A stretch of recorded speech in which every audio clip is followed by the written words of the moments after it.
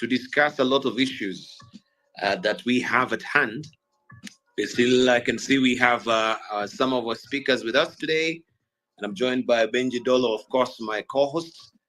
I just want to yield the floor to Benji as well to just greet us. Martin Olo, Dr. Martin Olo is joining us. He's a governance and policy analyst, also head of Department School of Law at Daystar University. We have also Honorable Wilson Sossion as well, a consummate politician joining us as well this evening. Thank you very much. And we'll be joined momentarily by Honorable Richard Onyonka and Kaluma as well. Peter Kaluma, Member of Parliament, Homo Bay, and also Dr. Anna Nderitu, who is the Registrar of Political Parties, as we had indicated. She'll come much, much later. Dr. Makali Mulu as well has promised that he will be joining us a bit late. He has an engagement, but he will be on as well. And we are going also to open the floor to every one of us this evening, much, much later, as we, of course, cover the length and breadth of what we want to discuss today. So I just want to give introductory remarks to Benji Ndolo as well.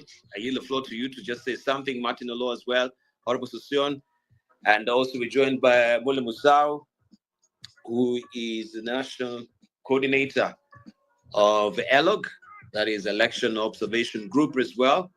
They have a seminal report they released just recently, and he's going to speak to it as well, just giving us the cycle of what is happening with the mid-cycle, as we can remember Bob Bafford with his book Halftime, and I can extrapolate that to halftime with our general election. Peeling off, the calendars, as we can see, the days peeling off the calendars very swiftly towards 2027. So we want just to set the pace for conversation this evening. Benji Ndolo, I welcome you as well to also welcome our panelists and also the plenary as well. Good evening. Good evening. You can hear me? Perfectly.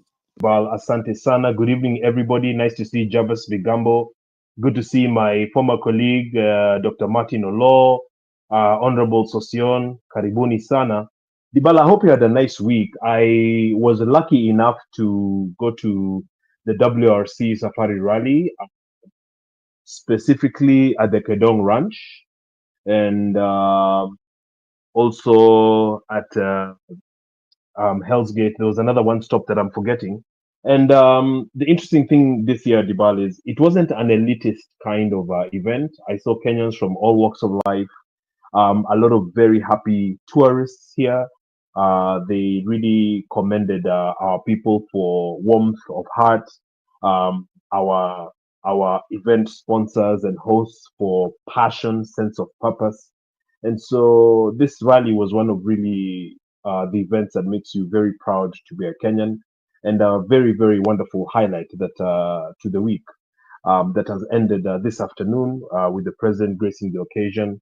And so for those who didn't make it, we had a good time for you. And for those who have never been to the rally, I encourage you to really try to make it next year if the rally is here.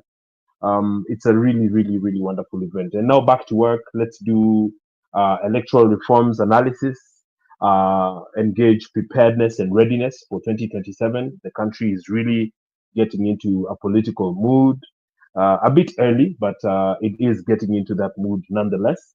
And so we're very happy here ourselves, Dibal, to host experts, opinion makers, divergent views. And Dibal, I actually was lucky again to have a quick lunch this afternoon with the boss from School of Government, Director General. And he said, "Oh, I see you, Dibal. Say hello. You've literally interviewed everybody. So these are good credentials. Let's keep using these spaces and opportunities for the greater good to discuss how we can get towards good governance, how we can transform our politics and leadership, indeed, for a better country." So I look forward to the deliberations. Nowadays, my input is quite minimal. Let's try to get as much plenary, as much opinion, as much discussion as possible so that people don't feel left out. They don't feel like you have to be special to get a chance to speak on this space. So karibuni to everybody. Dibal, good job. Let's go. And I'm here. Also, let's encourage a lot of a bit of Q&A. You know, if we get to a point and you guys have questions, Wakil Indegwa, I see you. Let's enjoy the evening. Let's have a good discussion all the way till about maybe 11 o'clock. Asanteni. Right, thank you very much, Benji. I want to give the floor to Martin Olo. Martin, were you at the stadium today? Yeah, National Stadium. Maybe you can give us a fast and experience and witness to what happened in the stadium today. I wasn't there, Dibal, but I saw a member of parliament being roughed up in the stadium.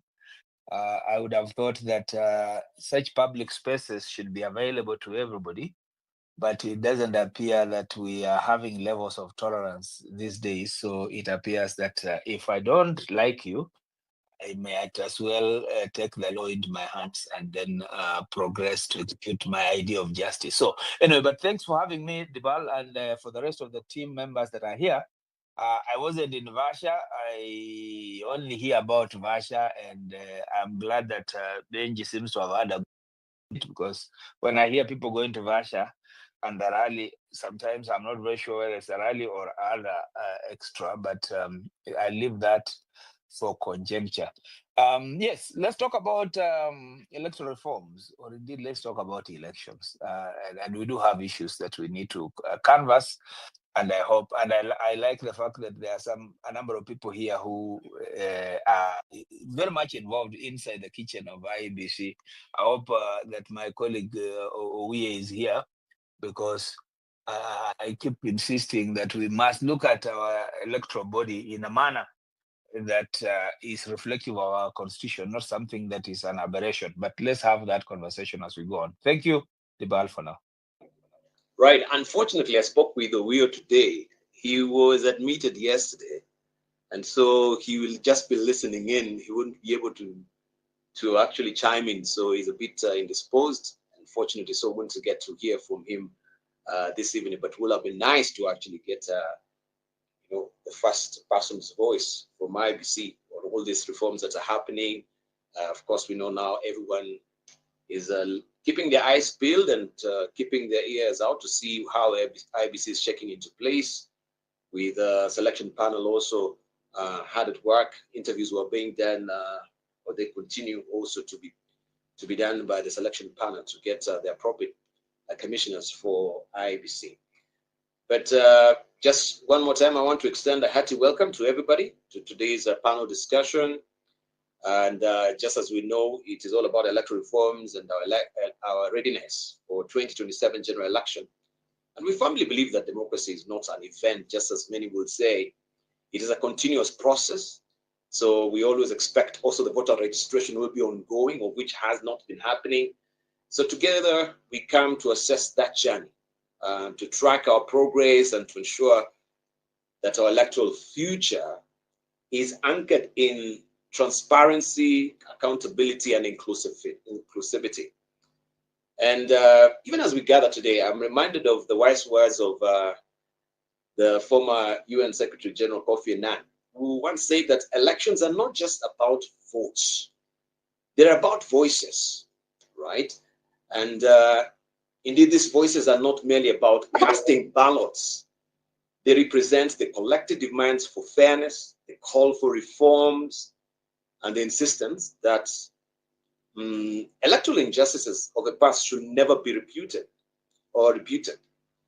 So our discussion today will delve into critical topics from the structural and the procedural enhancement proposed for the IBC, the lessons also from NADCO report, to the vital roles played by political parties and the regulatory frameworks. We'll have Anne Deritu also will be joining us here on this platform this evening to just tell us also from their view or from their perspective from their office what seemed to be moving the needle a jot towards maybe party, inclusivity, party reforms, adhering to party regulations. We saw a lot of that of redeeming. People were talking in the last election. People now party hoping will also be happening. The coalitions that are happening even right now. So this is a space that we want to look at these issues, and we will examine how these reforms also aim maybe to foster an electoral environment that truly reflects the will of the people, paving the way for a more robust and also inclusive democracy in 2027. So let's embark with this conversation. And there's a seminal report that also was done. And this is just a continuation of what was happening in Stony about electoral reforms and our preparedness. Ready or not, are we here? Coming closer now to the general election, are we ready? Have we put the reforms together? Now, I want us to also kneel the floor to Mule Musau, who's the national coordinator of ILOC, to just give us a sneak peek, first of all, and just set the tone for a conversation, especially from the civil society. You know, they always say that you cannot see the picture if you are in the frame. So they are not in the frame. Out of the frame, you can clearly see the picture. I want to yield the floor to you, Mule Musau, to just set the tone for conversations here. Good evening. Thank you very much. Dibar. I hope I'm audible. Perfectly. Thank you very much. So good evening to all of you. Thank you for this opportunity again, Dibal, to be able to give our insights into the journey on electoral reforms in the country. As you know, the Elections Observation Group, together with a number of other organizations under the Uchaguzi platform, which include the Electoral Law and Governance Institute of Africa, LGR, Transparency International, Kenya, Mzalendo Trust, which oversights Parliament, CMD, which works with political parties, as well as CRECO on constitutional reforms, as well as FIDA. They came together as a platform to be able to try and synergize our activities around electoral issues. And as Dibal has alluded, these are institutions which have been tracking electoral activities or electoral processes in the country for a very long time. We've been able to document a lot of our findings. We have elicited a lot of conversations through platforms that we have created for purposes of trying to ensure that as Kenyans, we work towards more credible elections in our country. Our processes and our actions are anchored around Article 86 of the Constitution, where it says that the electoral systems or the electoral process that is employed or deployed is required to be simple, is required to be secure, is required to be verifiable, transparent, and accountable. That anchors a lot of the work that we do. And when we are monitoring and when we are observing, those are some of the issues that we are looking out for.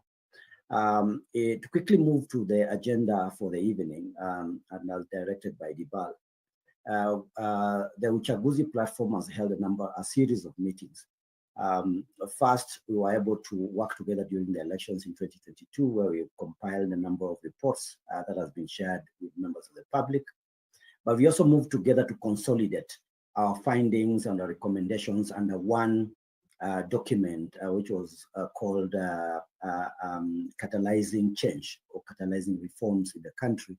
And that document not only consolidated the local observations, but also the observations of our international partners, such as the EU and other partners who were able to come to the ground to observe our elections. In a nutshell, we have been able to work towards what we call priority reform areas. A lot of them have been captured in the NADCO report that was produced by the bipartisan team that was in Parliament, led by Kalonzo and Ishungwa. They were able to pick up quite a number of the issues that we had picked up ourselves. So a number of them would be, if those bills are passed, there is some level of assurance that we'll have some level of reforms before the next elections.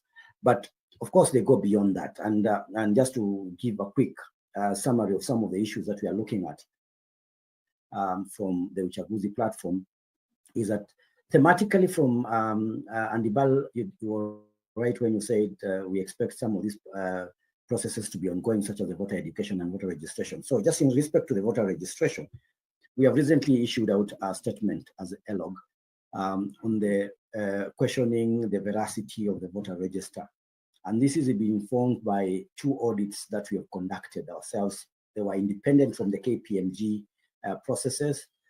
In 2012, under the IED, which one of our members of ELOG, we were able to note that there were quite a number of errors in the voter register, even after elections had been conducted. In 2017, again, we also conducted another audit of the voter register in September of that year, remember the nullified elections.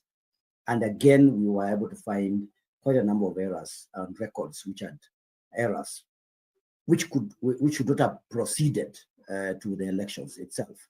And but these were errors which were noticed after the elections had happened, after an audit had been conducted.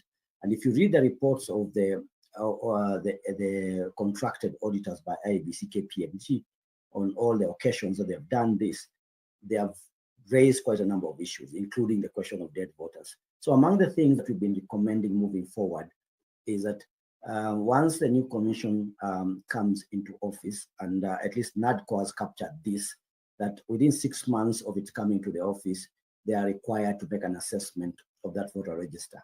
Our position is that there must be a very thorough assessment of that voter register with a view to either overhaul the entire thing and conduct a fresh voter registration process, or a thorough cleaning that is satisfactory to wananchi and the voters of the country. So that's a key issue as far as voter registration is concerned. On the question of voter education, we have had major problems. In all the times we've been observing elections in the country, rarely have we breached the over 60% mark in terms of coverage of the country. That leaves about 30 to 40% of Kenyans who are not able to get enough information on how they need to conduct themselves during an election. And that's a key issue, because remember, we are all trying to grow democracy. And one of the ways of growing democracy is to enfranchise as many people as possible. Universal suffrage is for anybody who is over 18 years. And therefore, there must be efforts, very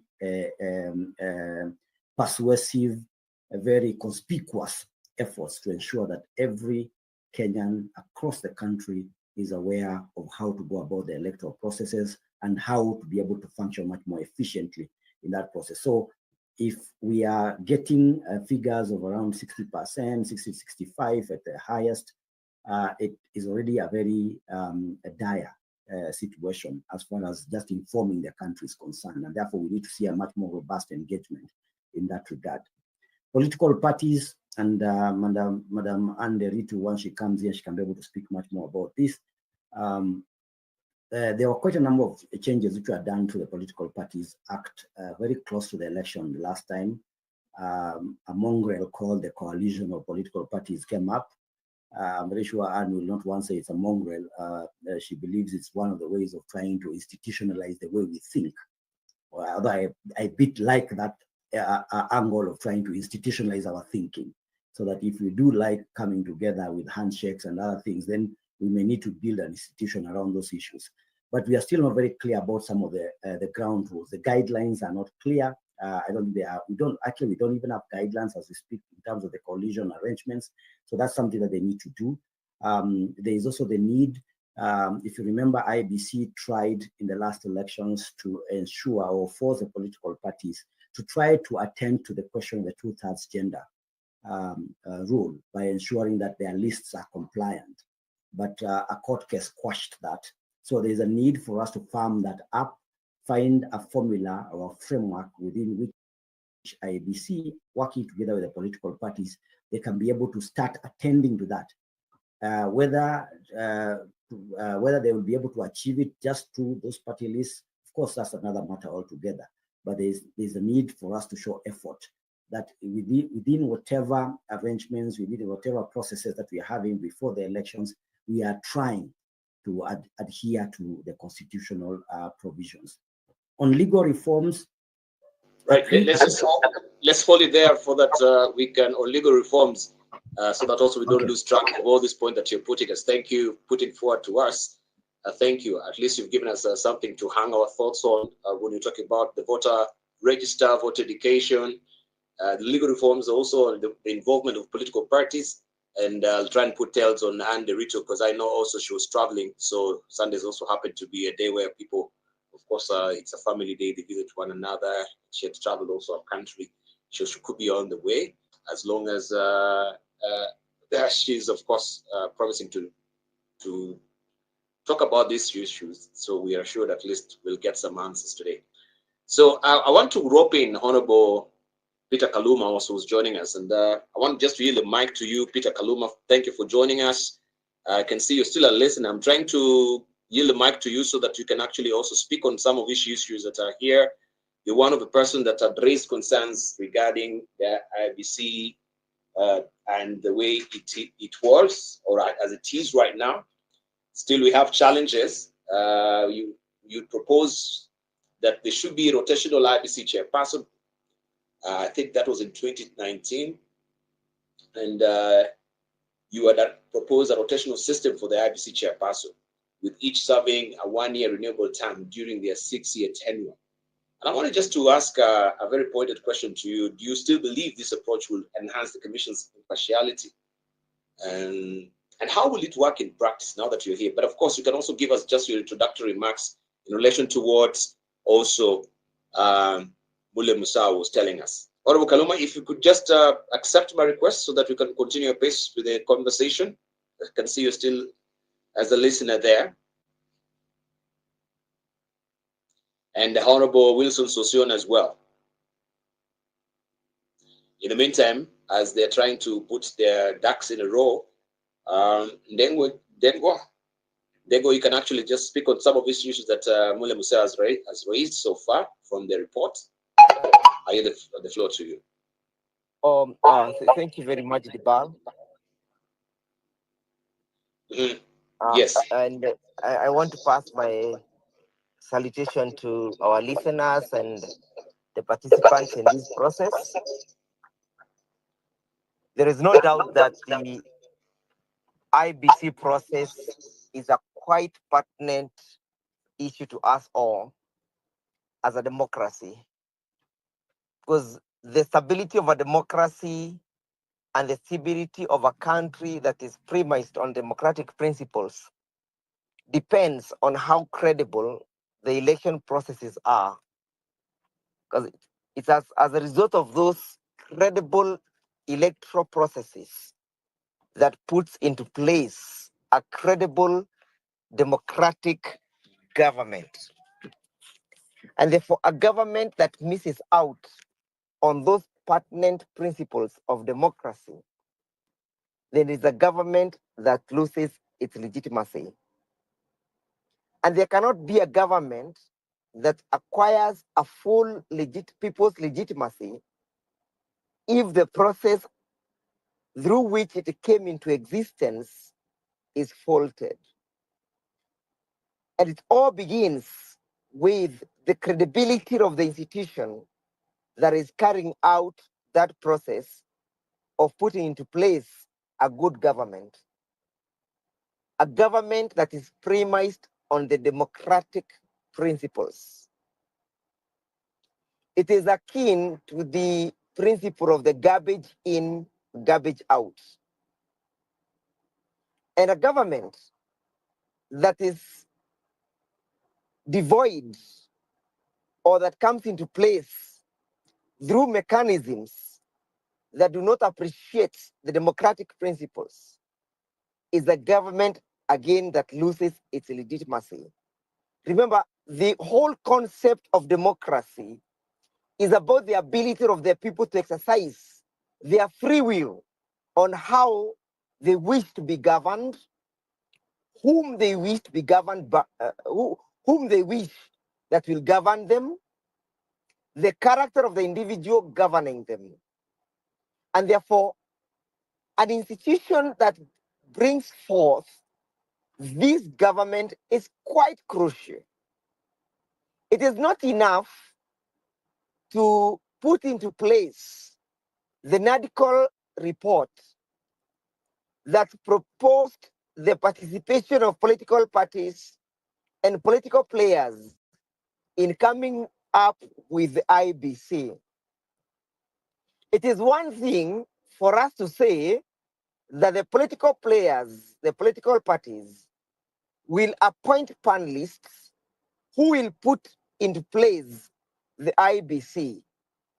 Again, it's another thing to make sure that the individuals sitting in the panel are beyond reproach, they are beyond the possibility of influence by the political actors, so as to say that they shall act impartially in putting to place a credible election, a credible electoral body.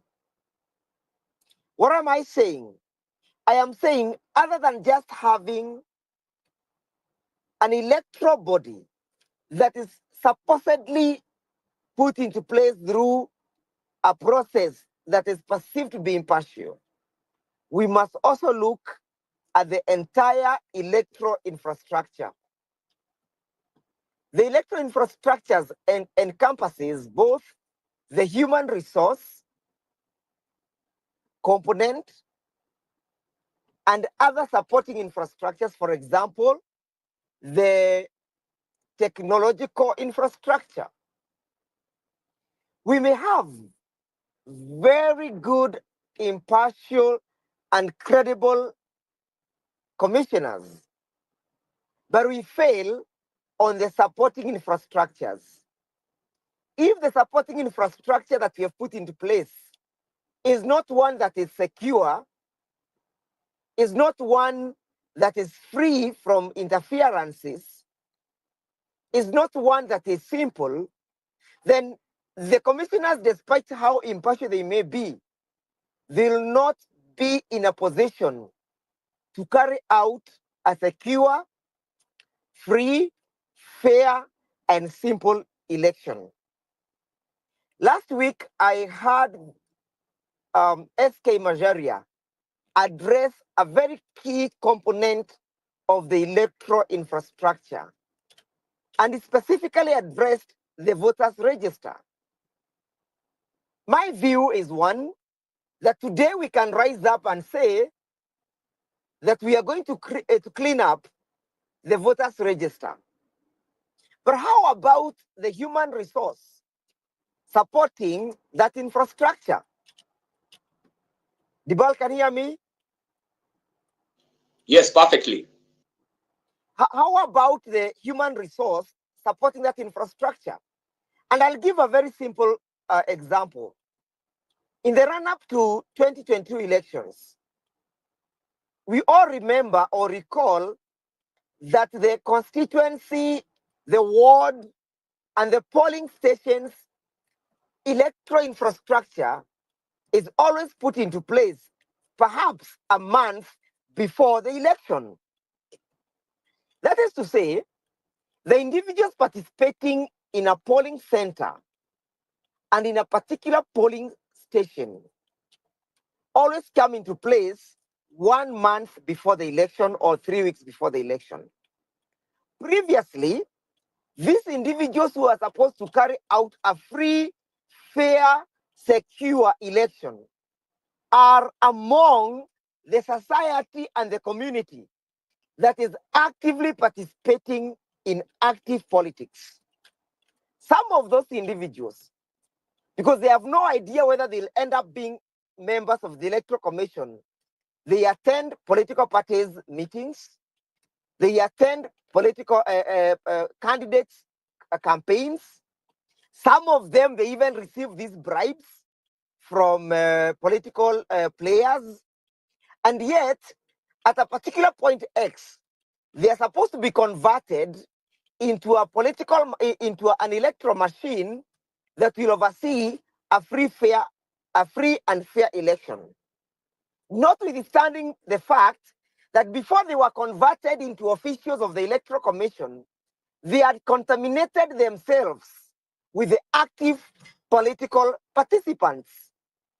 So how do you expect such a person, such a polling clerk, perhaps, or the presiding officer, to immunize himself and become fully converted into a free, fair, secure, and simple electoral machine that will deliver a fair elections? So in my view, the manner in which we put into place and the timings in which we put into place part of these electoral components ends up compromising the whole idea of a free, fair, and secure election. I'll give another example. When we go for election petitions, a key component for you to win an election petition is the whole aspect of evidence. For example, when Azimio took UDA to court in 2022, Azimio was supposed to prove the existence of unfairness in the election. They were accusing the IBC of having conducted an unfair election. But remember, the person whom you are accusing is a custodian of all the pertinent electoral evidence that you require to adduce in court to prove the absence of a free and fair election. If, for example, Azimio was required to prove that at a particular point X, there were more registered voters than there were more votes than the registered voters, the person in possession of the election register is the IBC. They are the ones who are supposed to give you that evidence so that then you can accuse them. Some of those components end up in compromising and prejudicing a free, fair elections. The final example I would give on how human resource compromises a free, fair election. And even as the commission sits somewhere in Nairobi, awaiting to tally the results, compromise has already taken place at the polling station. Remember, we all agree, according to the case of Maina Kiai, that the results at the polling stations are final. You have no capacity of challenging those results. Yet the human resource seated at that polling station participated 3 weeks prior to the election in a political campaign. Some of them were even bribed by the candidates. How then can you think that you can yield a process that is free and fair? Finally, the management of the polling station or the polling centers. When we go to the question of enhancing a free and fair elections, we leave it entirely to the IBC. But remember that one component that we must look out in a free and fair election is the question of voters' bribery. But who should then investigate, or who should be out in the outlook?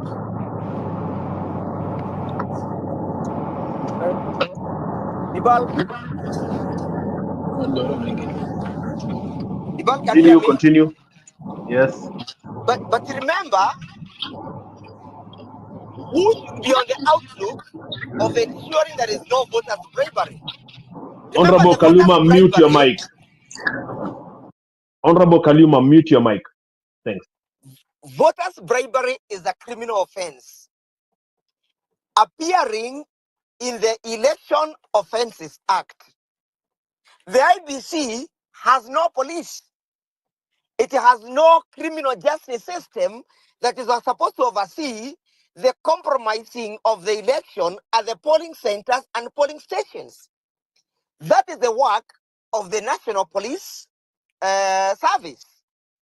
But the National Police Service is so detached from the electoral process because of the whole concept of the independence of the electoral body. All So right. at the end of the day, Yes, thank you, Ndegwa. Thank you. Just hold on to your thoughts because I think also we are putting so much on the table. So we want just to go sequentially with some of the thoughts that I put. But thank you so much for elaborating on that. I'll yield the mic to you much later. And Right? let us try and manage our input. Yeah. Otherwise, if we are going to give a lecture, then we might not have a conversation. Yeah, I'll make sure I do a moderation, at least 3 minutes to everyone or two, so that I can bat in. And I want to also thank Dr. Anne Nerito. I can see she's joined us here. And if you may just accept also my invite for you to speak, that would be nice. If we could hear from Honorable Peter Kaluma, so that also you can give us his input. I know you're traveling. How are you? Hello, hello. Yes, we can hear you, sir. How are you? Yeah, I'm good, Ribal. I'm sorry, I'm You're on the road. Yeah, okay.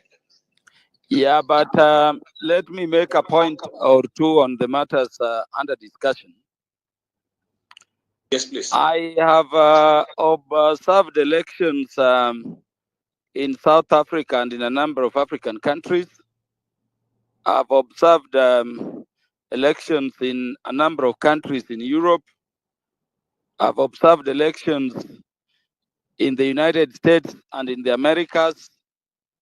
I have observed elections to the eastern side of the world in India and a number of countries in across the world.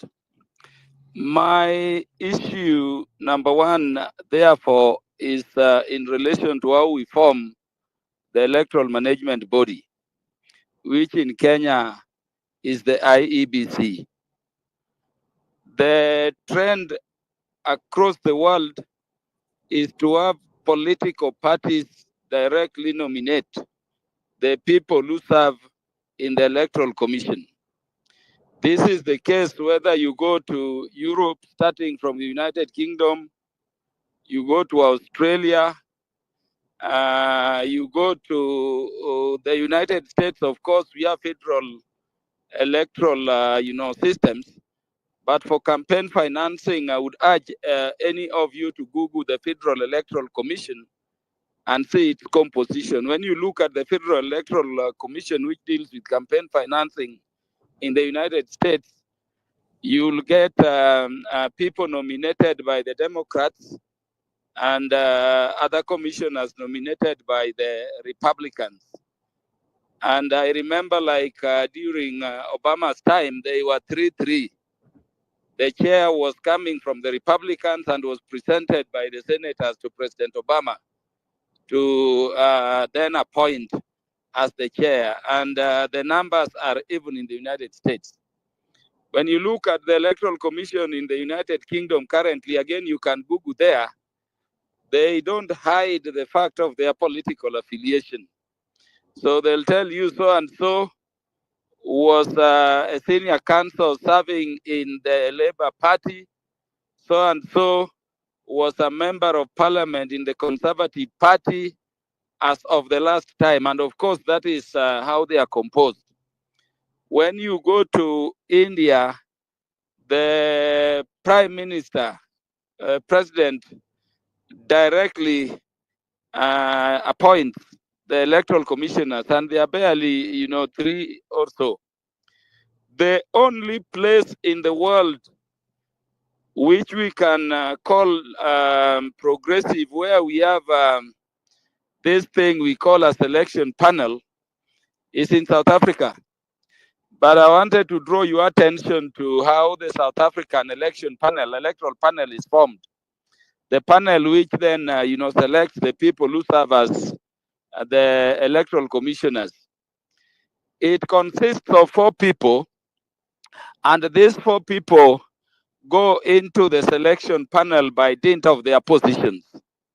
And so you have the head of the Constitutional Court, who ideally in South Africa is the Chief Justice.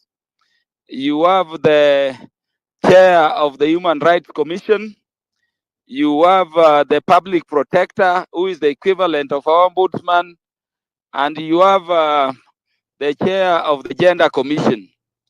And these four are people who are serving in those capacities per time. They nominate the people to be appointed to the commission, and they are so appointed.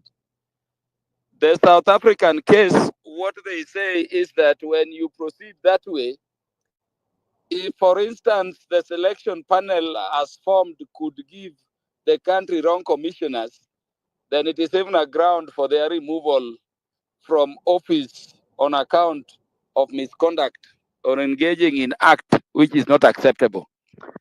Of course, in Kenya, despite the clear provisions of Article 38, which give everybody political rights, we pretend that there are people who are politically independent somewhere in terms of electoral choices, not considering the fact that even the electoral commissioners themselves, under Article 38, vote for one candidate in each level of election against the other.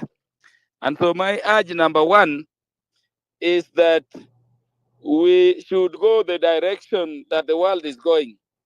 And the direction is to have the electoral participants, the active participants, the political parties.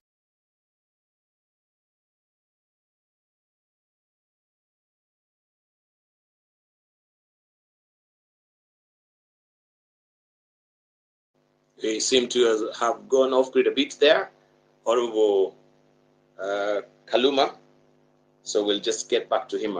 He's on the road, so this is bound to happen. But if you've got the gist of what he's actually trying to put across, that the only way now it is to go through the political party's nomination to Iebc, which is similar to the 1997 IPPG arrangement. And everyone was asking, was this model, will it really enhance electoral integrity, or will it also risk making the Iebc politically aligned? So if you go this way, yes.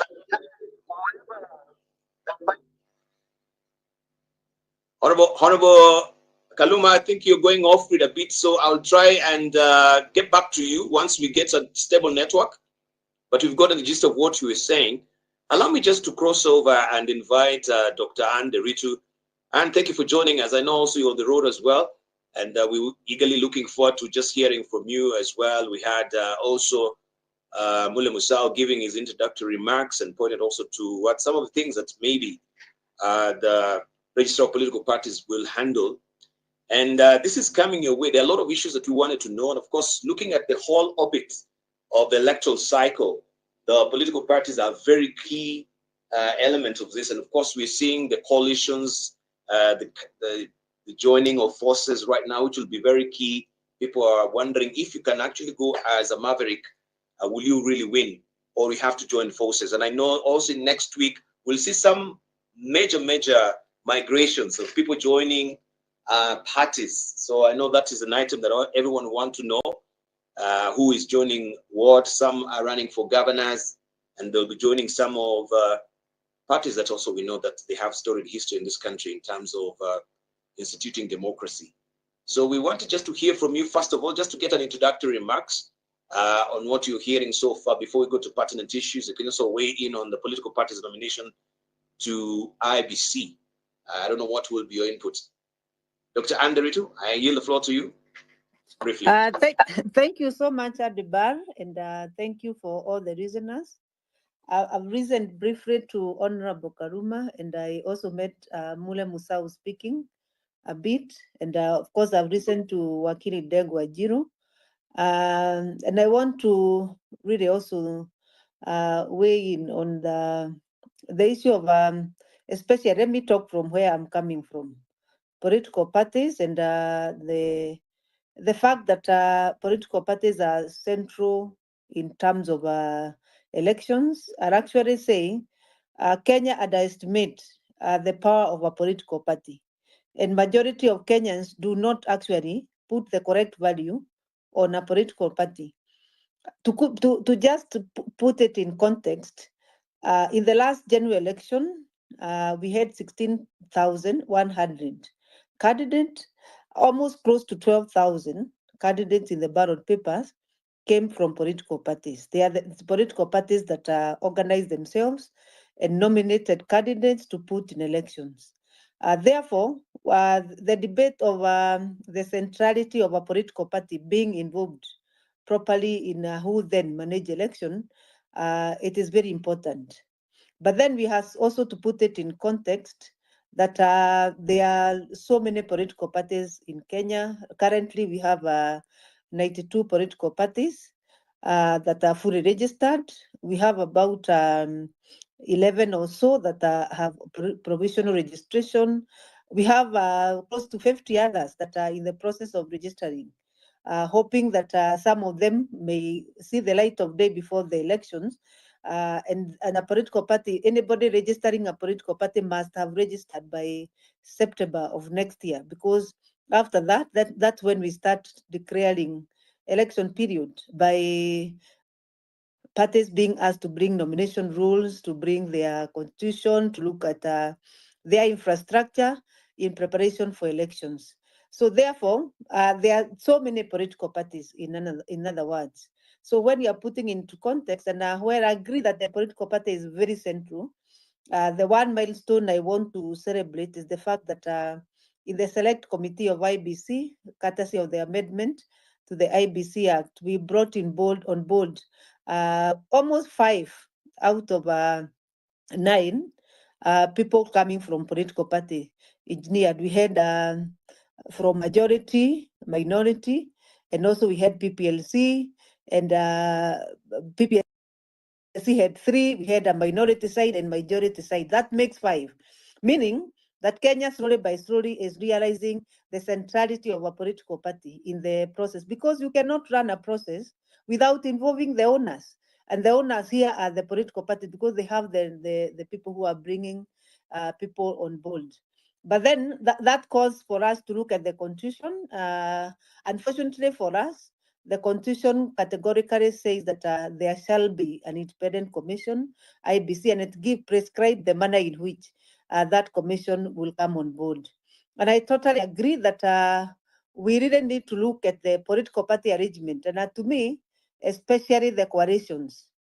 During the Political Parties Act is clear that there are pre-election coalition and there are post-election coalition. As a regulator, I am starting to question whether we really need a pre-election coalition, or probably we may need to change the law. We just have the post-election coalition, because the pre-election coalitions are made immediately after election.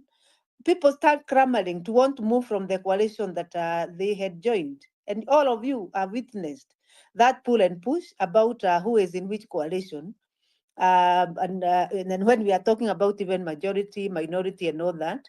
So my question is, as a country, do you really want pre-election coalition, or we just need to go to elections? Once we are done, then we come and form coalition government, and then we put threshold on how a government should be made, and the absolute majority then take the rule, the coalition take the rule, and we have the coalition forming.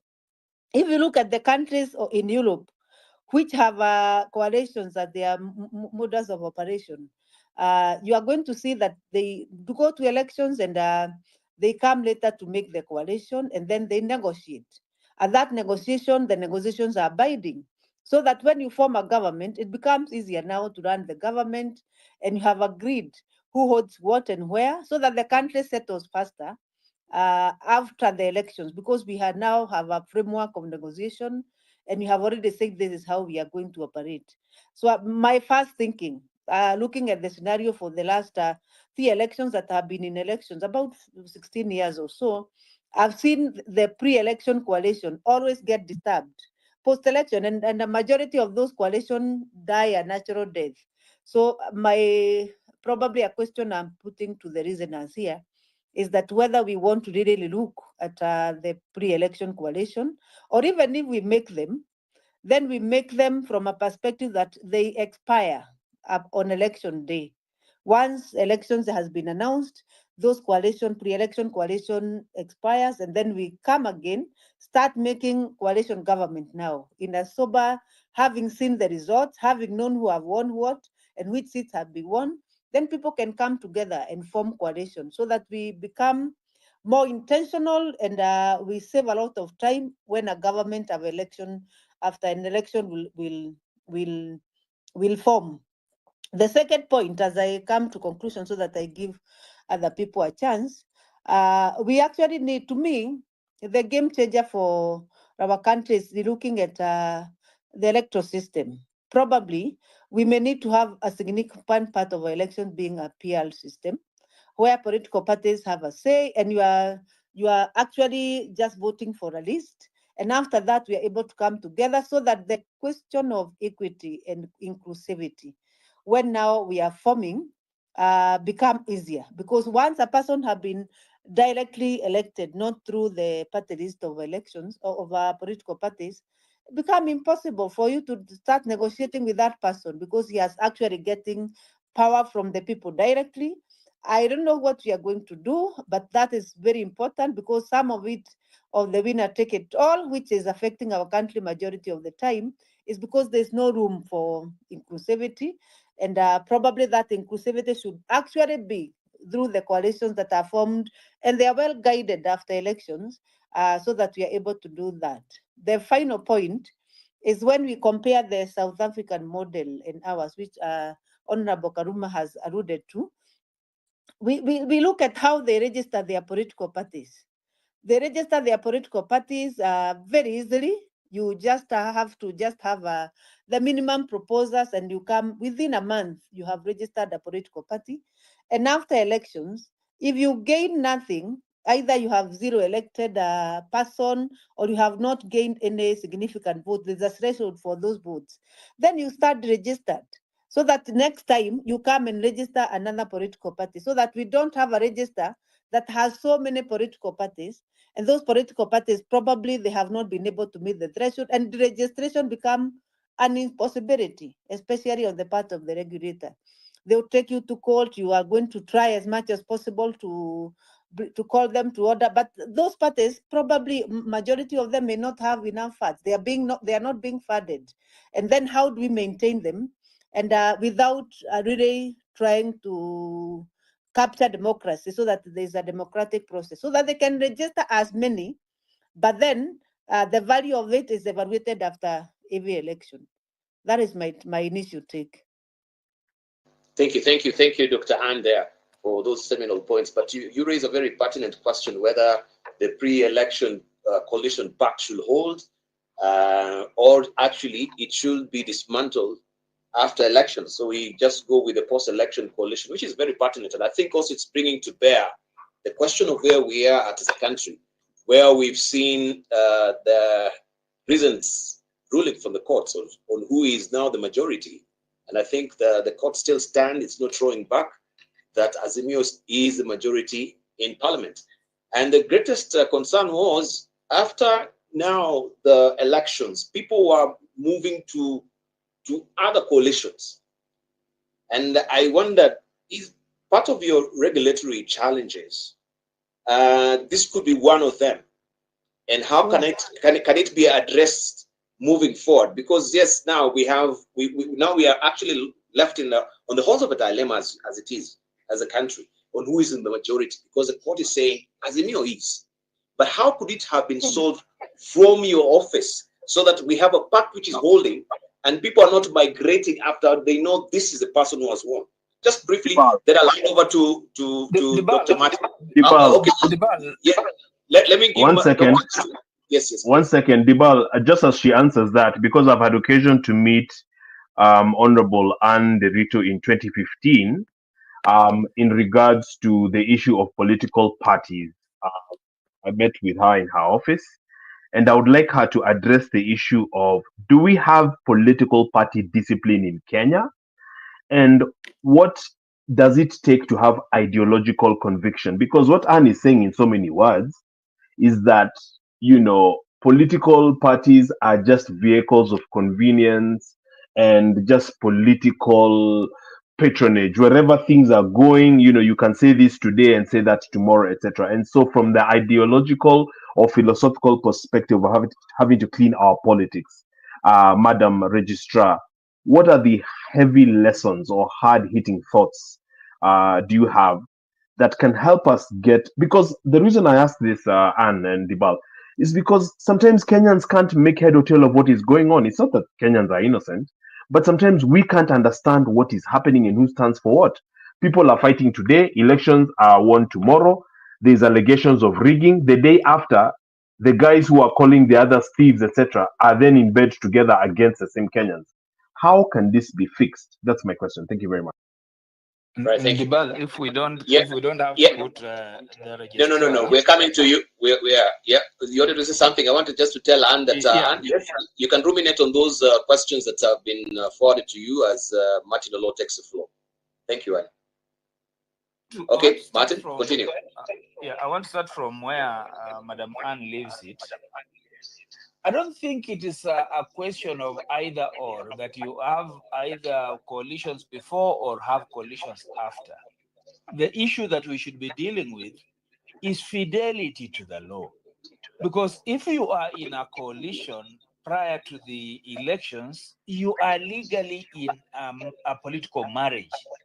You don't go to after elections, jump from that marriage without following the procedure. So the question here is, are we being faithful to the law, and are we keeping fidelity? So even from a regulator's perspective, what happened in the case of Kenya Kwanza has nothing to do with whether the coalitions before or after is a problem. It's just the discipline and the illegality that then we allow. Because why would UDM, for example, have moved from Azimio to Kenya Kwanza without following the due process? Indeed, after that, the rest is chaos. So having said that, Madam Anne also brings in the issue of proportional representation. That is actually a key solution to some of the challenges we're having. However, the key issue that we need to deal with is that is a constitutional amendment that's required for us to adopt a representational system that actually allows us to vote the way that South Africans vote for political parties, and then the political parties go ahead to allocate representatives wherever it matters. Now, that will also address the issue of political party, or election finance. As long as members of parliament or politicians are going out of their way to break banks, to fight to be elected, you cannot get them in any way disciplined. But if it's the political party that is actually campaigning for candidates, even the issue of bribery just goes down, because the issue here is, do you like your party? Are you going to vote for your party? And when you vote for your party, the party then determines who the representative is going to be. Now, I would like to suggest that it's actually out of that we shall deal with the 2/3 gender rule. As long as we are saying that elective positions have to give us 2/3 gender rule, it's a mirage. We cannot get that. And you cannot tell political parties to give you a list of females here, a list of male there, in order for these people to be elected. Because the elections are about the people. The voter decides who they elect. So if you give them a female and they decide to elect a male, you will still come back with a result that's not balanced. So the 2/3 gender rule is not going, and I'm answering Muli Musau here, it's not going to be answered by some administrative or some legal fiats, because it requires everybody to participate and to be elected without discrimination. So you can't achieve 2/3 gender rule in the current constitutional dispensation the way it is, unless we change that system. On the NADCO and all the issues that we've had, Dibal, I don't know why we don't want to be as simple as the constitution anticipates. What is this secrecy and what is this sacrosanct sacredness around the elections register? When you look at Kenyans who have IDs and Kenyans who have an M-Pesa account, you can get a voter register. Must we spend billions of money going to register people who are already in the system anyway? We know they have IDs, We know where they live. They can decide where they want to be. Then we have, from even an M-Pesa register alone, we have the numbers. We know how to get these people. The problem is trust deficit. And also this business that we have among ourselves, that elections must be expensive, that elections must be conducted in a manner that has always been the case through heavy systems that actually don't give you the kind of result that you're looking for. So I want to suggest to us that we need to revisit elections. And we need to agree. Am I still audible? Dubai? Perfectly, you are. Yeah. Yes. I want to suggest this, that actually IEBC does not run elections. Why am I saying that? There are only so many commissioners, and there are only so many officials of IEBC in every constituency that will run polling stations are not IEBC staff. They are not even trained to be election officials, to the extent that they don't have the kind of responsibility that the Constitution anticipates they have.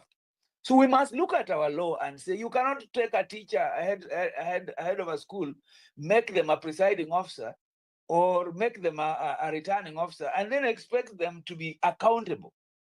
They will do what monkey business they require to do because they are part of what you would say an accountable system. So we are not true to ourselves when we say that IEBC conducts elections, because how many officials does IEBC have? They have officers in every constituency, 259, and that's it. The rest of the people who conduct elections are temporary officials. Yet we are saying that the polling station is the final. And who presides over it? Some guy or some lady picked out, trained for 2 weeks or 1 week, and told to go, and goes there for 2 days, and is put in a pickup or something, and he is vulnerable. So if you want to compromise that person, or you want to compromise her, you can, because they are not responsible in any way. So again, we need to look at our laws. And I want to suggest to us, we are over-relying on commissioners. We think that commissioners are the ones who must deliver the elections. Let us review the IEBC laws and actually create the secretariat as the basis upon which elections are run, not commissioners. And these commissioners, 9 of them, even if you were to bring in political parties, they are hanging in Nairobi. You will not bring them at the county level. Let's also look at and borrow from other jurisdictions. For example, elections are decentralized in the US, and they are run from the states and the various local counties. So why don't we decentralize our elections? And since we are saying a polling station is a final place, why don't we put our systems where the rubber meets the tarmac, so that actually accountability is improved? So we really have to look at our laws. We have to look at the need for reform, and we have to look at different ways in which we can actually make our electoral systems accountable. For now, I can tell us that we will not get it right. IBC will come with an estimate of 60, 70 billion. It's too much to be asking us to be spending that kind of money on electoral processes that turn out to be what they are. Immediately after the elections, we have disputes, and after that, we have handshakes. Let us look at how best to not to polarize our country, but to make elections not the be and all. So yes, there's need for amendments. We must revisit the constitution. Is NADICO the place where we are doing it? Absolutely not. The thinking around NADICO is so narrow, so parochial, and so self-serving that it will not deliver for us. Let us expand that conversation beyond the narrow vested interests. Over for now. Thank you, Martin, for those sentiments. And also, you raise a very pivotal point there about elections being one of the costliest in the world as we speak. Now, because we had invited Crispin Owe, who is the legal director from IBC, he was taken ill. He should have answered that question, because also in a forum at the Uchaguzi platform, I think he raised that concern, that why we have an expensive elections is because of us Kenyans and the trust deficit that is still there. So they're actually gagging for 61 billion shillings for the next elections. And all that is based on the fact that we need that paper, the A4 that you have, the voting paper. the voting paper that you do have, the security features, 7 of them is what actually is heightening the cost of elections in this country, because we don't really trust one another, the entire system. And of course, also members of parliament were pointed an accusatory finger. The fact that also when it comes to the logistical part of it, I think the IBC had requested, why can't we use, some of the vehicles that we do have with Waheshimiwas there? Because you can actually have access to every nook and cranny of your constituency. But even then, they declined to actually say they can come forward and bear the cost somehow of the logistical aspect of it, so that the budget of IBC is not as eye-popping as it is right now. I wanted just to maybe cross over to Professor Macharia is also here, so that we can get his sentiments as well briefly. And I know I've seen Honorable Makalimuli. It will be also nice to hear from him answering this question of the budget, because he sits in the budget committee as well. The 61 billion shillings, is it really qualified for? Itemizing it, can you say it really passes muster? And I know you're still on the listening mode. As a listener, I have tried to invite you as a speaker. Kindly just accept my request and invite you as a speaker. In the meantime, let's just be hearing from Professor Macharia Munene briefly. Over to you, sir. Professor Macharia, can you hear me? Kindly unmute. Yes. Okay. Yes, I can hear you. Now, I was just listening to what everybody is saying.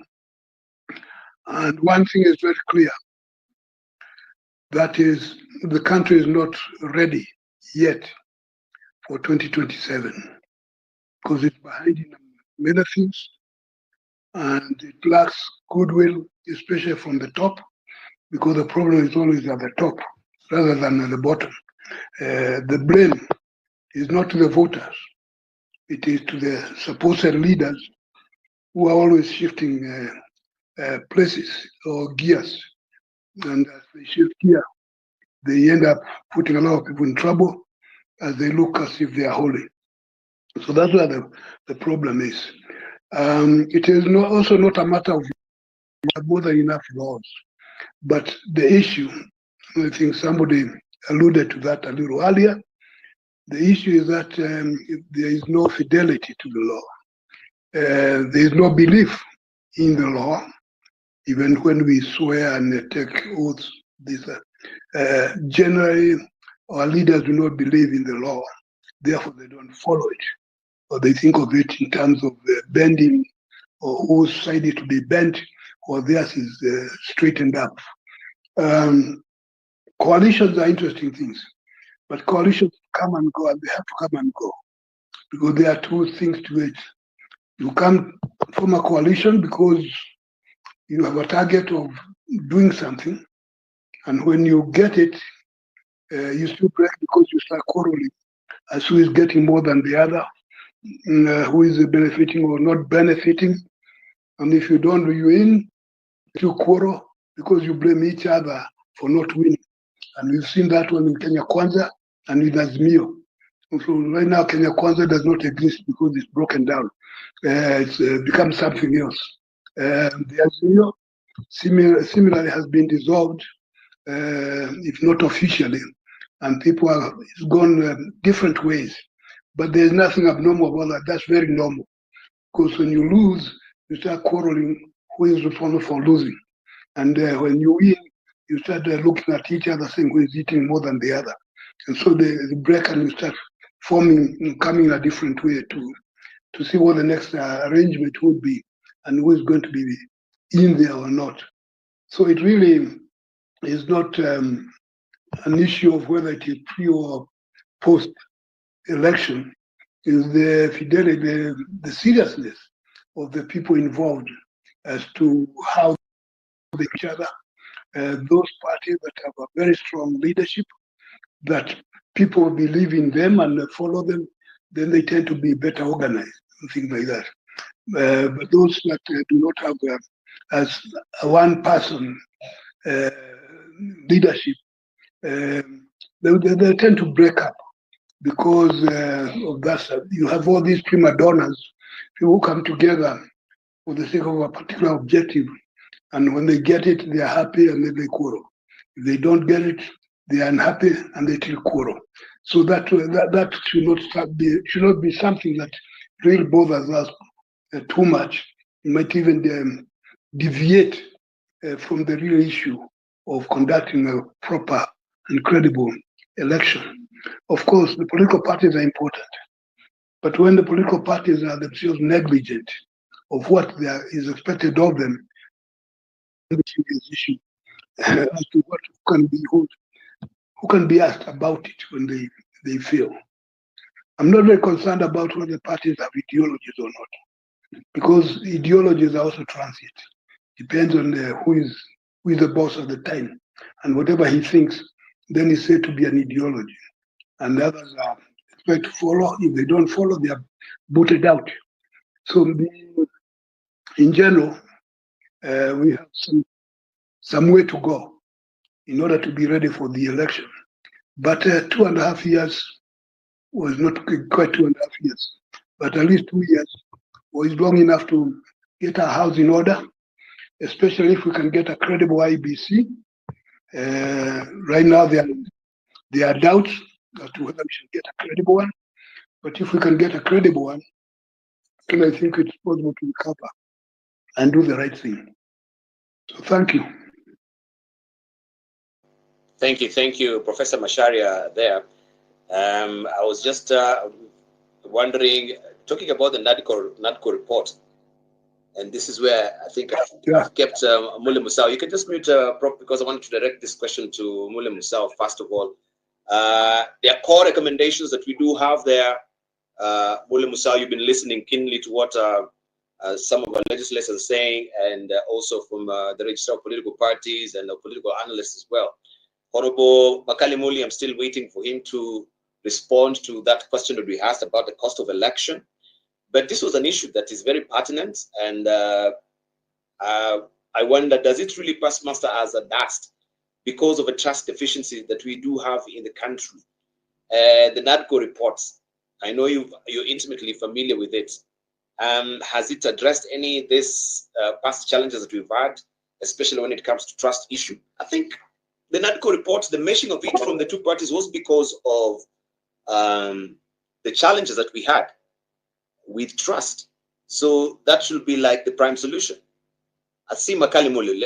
Before I come to you, Mule, let me just hear from Honorable Makali, then I'll come to you, Mule. Honorable Makali, can you hear me? Yeah, I can hear you. Finally. Thank you for joining us. So you had a question. 61 billion shillings from IBC is what they're asking from, of course, the exchequer, of course, with the blessing from Parliament as well. Do you think that is justified? Yeah, thank you. I'm sorry I joined a bit late, but I followed the debate for the last about 15 minutes. I hope you are hearing me. Perfectly, sir. Yeah, so the issue of the 61 billion is a matter we've discussed for quite some time. And the big question has always been that why are our elections so expensive compared to other countries? If you take our neighboring countries like Tanzania and Uganda, you realize that they are almost a fifth of what we charge our elections. And I've had some explanation about the itemization, the lack of trust, but I think there's also the element of also corruption, which is not coming out from the discussion. That if you look at the IEBC, every year we discuss about pending bills, and more so legal pending bills which lead to lawyers who have provided services to the IEBC and they've not been paid. And if you look at that 61 billion, you'll not be surprised to find that even over 10 billion is pending bills. So I think really there is also a bit of corruption inbuilt, what we call budgeted corruption in some of these bills. And we have said that at times you don't understand why you require some of the things we do when we are conducting our elections. All that can be explained by the trust deficit. But I think as people who are in charge of some of these areas, we need to ask ourselves, for how long are we going to be talking about trust deficit? Is it something we cannot work on so that we either minimize it or even clear it completely, so that when we are conducting our elections, everybody will be sure that what I'm going to get as either a competitor is what I should be getting. And unless we address that bit of trust deficit, then the issue of budgeting will always be there. But really, you can't explain why we have to spend 61 billion every about 5 years to fund our elections. The other thing is the technology we are using. You know, like if you look at that much budget, the purchase of the kits takes also a lion's share of the budget. And you ask yourself, why can't we have a technology which can be upgraded so that instead of buying new machines, we have technology which, I'm not an IT person, but I know there is a way you can upgrade your technology other than just going for new machines every 5 years. These are some of the critical areas we could be asking ourselves so that as we move to the future, we don't make our elections very expensive. Like now, we have a number of by-elections which are earmarked once we get the commissioners in place. And you'll be surprised, they're also talking about billions of shillings to conduct by-elections. So to me, I think this is a matter will require national conversation so that we see how we can make the whole process of our electoral process a bit cheaper, bearing in mind that our economy is not in a position to support some of these expensive initiatives as a country. So to me, it's a matter of balancing, really, so that we don't really appear to be spending so much in our electoral process as opposed to spending so much in priority areas like health, like education, and like agriculture, which are more productive nature than just our elections.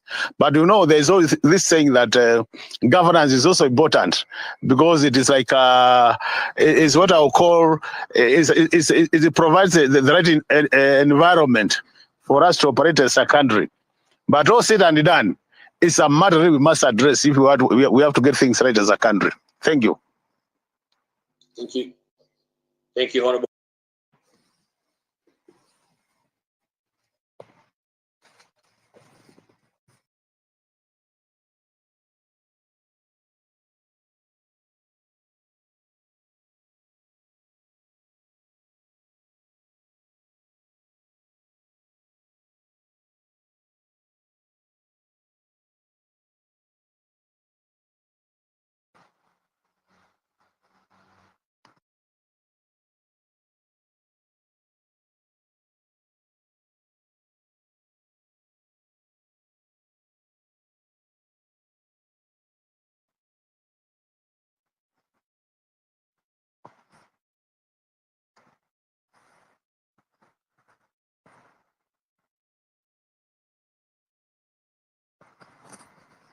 Are you there?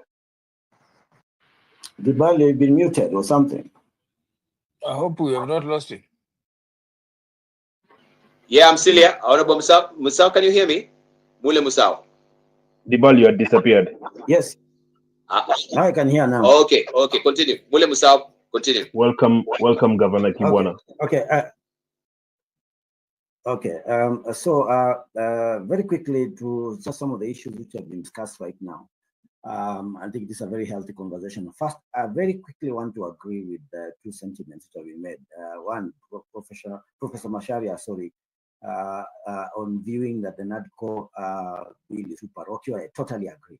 We need a wider conversation. And secondly, Martin Olo saying we need to have elections that are closer to the people. Again, that is a serious issue that we need to also consider if we are going to make our elections function for the people. I've summarized the core issues that as a Chaguzi we have picked up in a nutshell. They're the issues that everybody has been speaking about. One is that we must attend to the issue of the public trust deficit. People don't trust our institutions and they don't trust our processes. I was even listening to Honorable Kaluma, when he was talking about the political EMB. Among the things that we need to first, there's a question of the cat and the horse. Are we going to have sound institutions first before we can be able to have such kind of an EMB which can be trusted. Because remember, in the Western democracies, a lot of the election management bodies are governmental in nature. They're in ministries, but we trust our ministries to be able to run our elections. So there's a question about trust that must be addressed moving forward. The second is impunity, and that has been spoken about, the fact that we can be able to break laws, fidelity to the law. I think that's what Martin Law called it. If we are not going to make rules and follow them, then we can't address the issues about our election. High cost of election is another. 2017, $25 per voter, one of the highest in the world. 2022, $17 per voter, the highest in the region, one of the highest in Africa.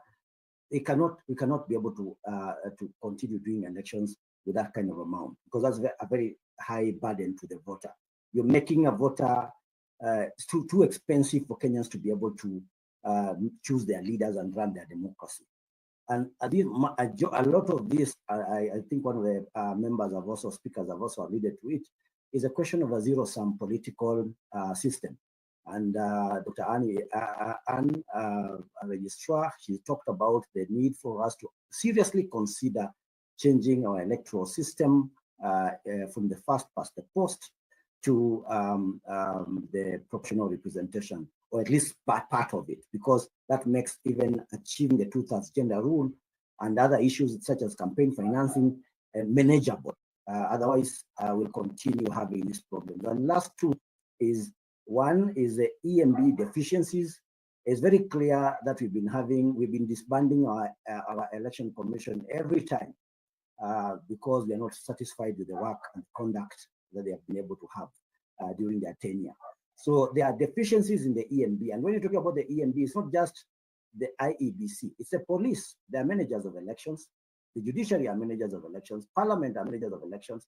All those are our serious EMBs. The ORPP is managing part of the election. So if all these institutions, we address the deficiencies that they seem to be having, then we could be able to address the problems. And then lastly, the question about inclusivity. As we said, in the Uchaguzi platform, we have groups which are not being targeted, and I talked about it earlier. But we also have the diaspora, where over 4 million Kenyans abide who are participating in our electoral process or in our political processes, especially in terms of the economic aspect of it. And they are not part of the decision making when it comes to the leadership of the country. We need to include them in the same space. And IT, I agree with the Mheshimiwa that there are questions about corruption, there are questions about transparency of those IT processes or IT technologies that are employed. We can make it much more simpler.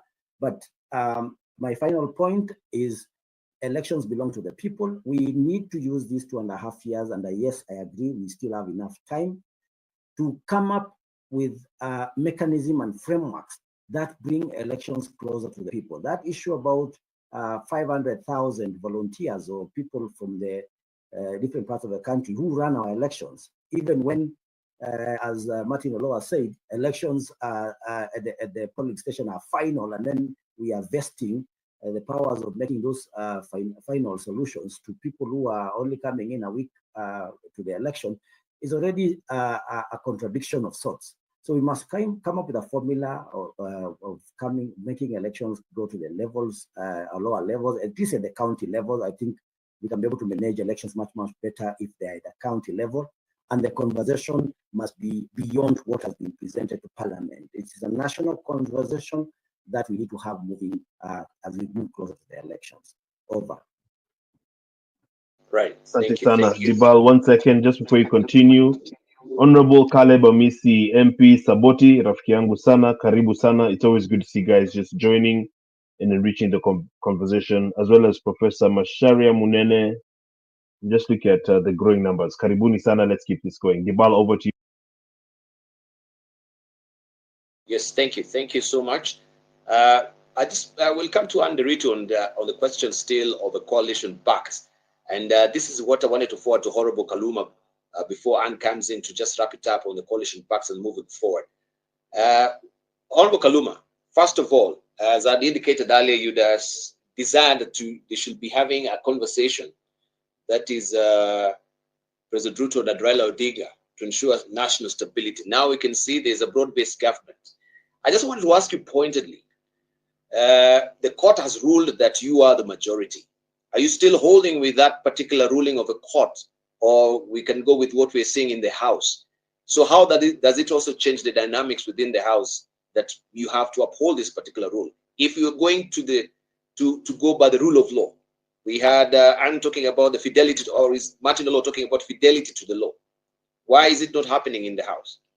Honorable Kaluma, if can you hear me? Kindly unmute.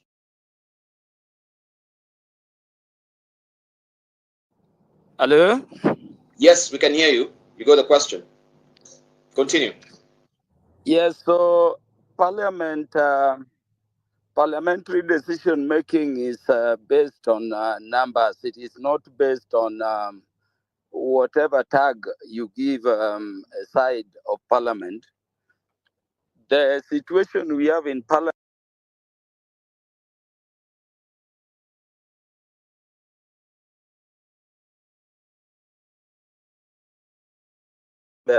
I can tell you it would have been a good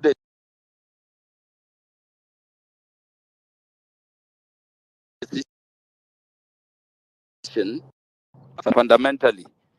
I remember I was one of the lawyers who were drafted at the beginning of the current parliament to take the matter of majority and minority position to court. And we did advise that we should wait for what is decided in parliament for us to then, take the matter to court. And it so happened that the speaker said that Azimio or minority, Kenya Kwanza was majority. But I wanted to say that that determination by the speaker had immediate consequences. And the consequences, if all of us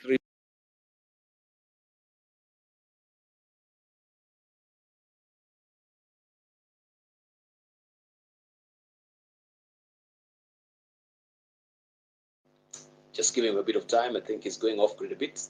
Technical, or it's the network issues. It's been on the road.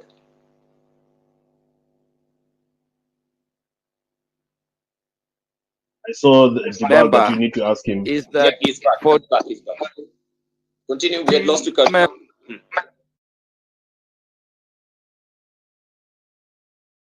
Members of political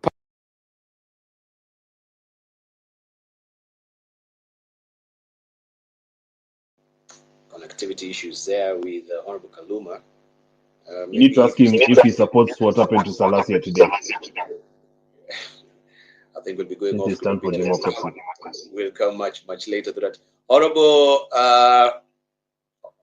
Honorable Peter Kaluma will get back to you, but I wanted just to pose the same question to Andy Ritu because they had been asked. Yes, in terms of the question was in terms of regulatory frustrations that you're having, especially with the coalitions. The question was how then do we sanitize this issue of people after you have been declared a winner? We have a mass migration to the winning party. Yeah, despite the fact that we have all these coalitions agreements pre and post election. And okay. Honorable Kaluma, let me just mute you a bit because of we had lost you a bit. I have invited Anne to speak. We'll get back to you, sir, because of network issues. Okay.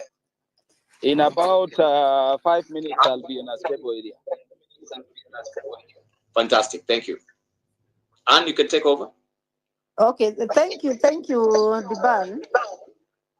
I think one of the issues that, and I think I raised it in my opening remarks, is that there's a balance between the right of association and there's also what is put in the coalition agreement. And that's why I was saying probably we need to look at the law to allow people to move when parties to move wherever they probably feel they want to move.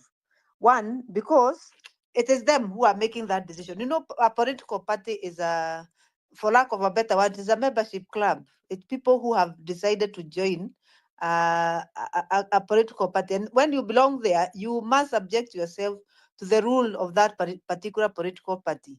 So if the political party then agrees that we are joining this coalition and they so decide and then they join, the Political Parties Act stipulate very clearly under Schedule 3 how a coalition agreement should look like, including how you exit and how you join. Political parties sit down and I'll give the example of the Azimio, and they agreed we shall, when you join us, you shall not be allowed to leave until 3 months after elections have elapsed. And if you attempt to look like you are leaving, then the law does not allow you to do that, because a coalition agreement deposited with the registrar becomes a legal instrument that then governs how that coalition should behave. And that's where the problem was. When the court is ruling now, I think one of it is because it's looking at that particular time immediately after elections.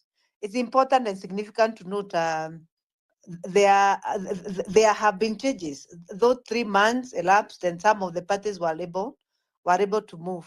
And that's the question now. That ruling is based on the information that was available at that particular time. And also, it is also important to know that it's the speaker's role to declare who is minority and who is majority. And once a decision has been made by a particular institution or a legal instrument, a legal institution like Parliament, then it moves to court. And exactly that is how it happened. It's also important to tell this forum. Sometimes back, maybe a month, we were given a court order also to publish the state of coalitions as they are today in terms of who have moved to which. And some of those parties, because the timelines also passed, were able to move from one coalition to another. But having said that, I come still to the point that the pre-election coalition, the rule of that arrangement of pre-election coalition should be relooked from the perspective, once you join a pre-election coalition, to me, it should expire upon elections. Then new coalitions are formed so that there's no pull and push after election. Because I think pre-election coalitions are meant for campaign and to make sure that you are pulling together. You are pulling your votes together, and you are actually bringing yourself together. Once you now finish the election, you have to put a clause there that anybody who is willing to exit then can exist freely, or whoever want to come in may come freely. Because if we don't do that, then we shall have this legal problem that we are having currently. Because how now do you say people who want to move then cannot move, and people who want to actually form further coalition, they cannot move? The right of association then come in. On the other hand, we want also to relook, do these people come together on basis of ideology? And the answer is no. They come together on basis of looking for votes. So that when they are coming together after elections, then there's nothing properly holding together this particular coalition. Probably it's being held together on the basis of the agreement alone, because the ideology, they are probably, some of the parties differ in their perspective, but they have come together anyway and then formed a coalition ideology. So to me, we have to look at how the pre-election coalition are made and to which extent then they can hold, so that we avoid the scenarios of Parliament not settling in time to carry out the business of the day, and government also not settling in time to carry on the business of the day. Actually, looking at all, and I've studied majority of the countries that deal with coalition, probably it's only Kenya that has pre-election arrangement, pre-election coalition arrangement. Majority of the other countries, coalitions are made after it has been known who gets what votes, who get which seats, and then people can come together then for purposes of forming government. And negotiations now are done at that particular time. I still believe, that is my take. The last question is somebody asked about the party discipline and the issue of party hopping and dimming. One thing that should be clear is that the way the law is choreographed is that a political party should have internal mechanism that really call their members to order, so that it is not that nowhere the registrar is expected to be the first person to call the member of a political party to order. It's actually the party itself that should regulate itself and call their person to order. It's only after they have done that they can deposit what they have done with the registrar, and we just confirm whether they have followed their own party constitution and they have followed the available rules. So when parties sit and read their members' rules and they don't call them to order, then that's where the indiscipline or party indiscipline start. And then when everybody now in the political party is not behaving according to the law, it becomes a problem. I think we still need to, all of us as Kenyans, call ourselves to the rule of law and subject ourselves to the rule of law. Thank you. Thank you. Yes, Wakili, yes, Ndego Njiru, yes. Allow me to weigh in on what the good registrar of political parties has indicated in respect of when should we have either a pre-election coalition or even a post. Permit me to draw the attention of our listeners to the judgment of the High Court, to which I and my learned friend, Mr. Senior Kibe Mongai, participated largely. The substantive question that was before court was as to when was the majority determined. That was a substantive question before the court. And the court answered and said that the majority was determined on the 9th of August 2022. What I understand that to mean is that when the people goes to the polling station to exercise their sovereignty, they already know which political parties are participating in that election. And therefore, I either go and vote for Azimio or for Kenya Kwanza, knowingly that that is the party that I want to associate myself with. And therefore, the fundamental question that the registrar of the political parties put in court was whether, therefore, a political party or a coalition can exercise their right of association. And that question has been answered by the High Court. The High Court has said, as long as you go and take your side on the date of the election, then you cannot move therein after and claim that you want to exercise your right to association. Why? Because their right to association is a limited right. It's a right that can be derogated. And when you went to the polling station, you associated yourself with a particular point that enabled you to exercise your sovereignty knowingly and voluntarily.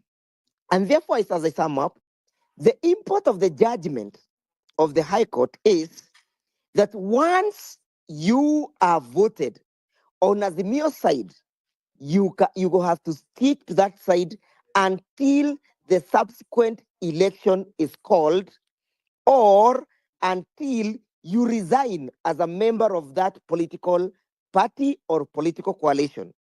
That is bringing or breathing life to political party discipline. Finally, Dibal, the judgment of the High Court of Kenya in that matter has said that the question of sovereignty of the people and the manner in which they exercise it is not a fluid position. That today I associate myself with Azimio, tomorrow I sign a memorandum of understanding at KICC and say now I am associating myself with a particular political side. That is what we call political fraud. Political fraud.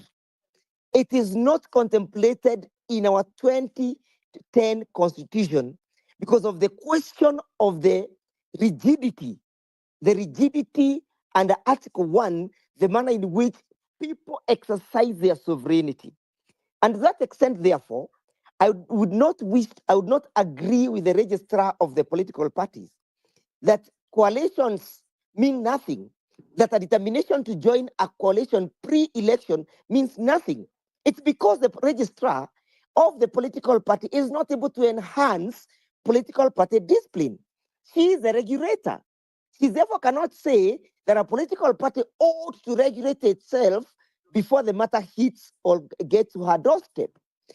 The reason why we are where we are is because we have had a serious failure in the manner in which the registrar of political parties enforces the Political Parties Act. Thank you, Dibal. But is she the one to enforce the acts, right? Dibal, you must allow me the right of yeah, please, respond to that before we come to Kibwana and Martin. I want to respond to Wakiri Degwajiru. First of all, I am not saying that pre-election coalitions are not important. And if you followed the court judgment, please read it again. You see our position. And we are saying what, and we gave data as per what was the data as per that particular time after elections. So you cannot really accuse us that you accuse me that I said that pre-election coalition are not important. They are important and they are in law, and we implement them the way they are. And that's how that case ended up in court, because we had the data, and the data is what we give.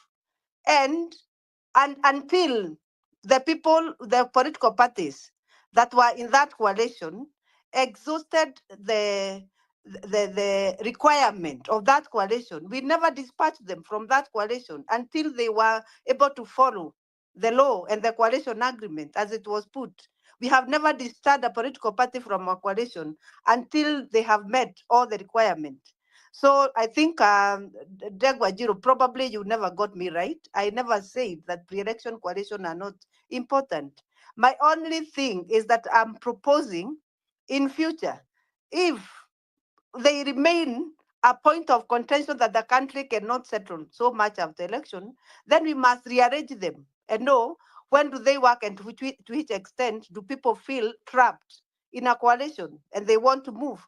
And if they don't want to really join a coalition, then they don't take. But once a political party sign a coalition, from a regulator's point of view, you remain in that coalition until you're able to discharge yourself from your coalition following the rules of exit from that coalition. And exactly that's what we did.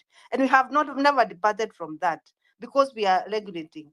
To the extent of that, a political party should regulate itself.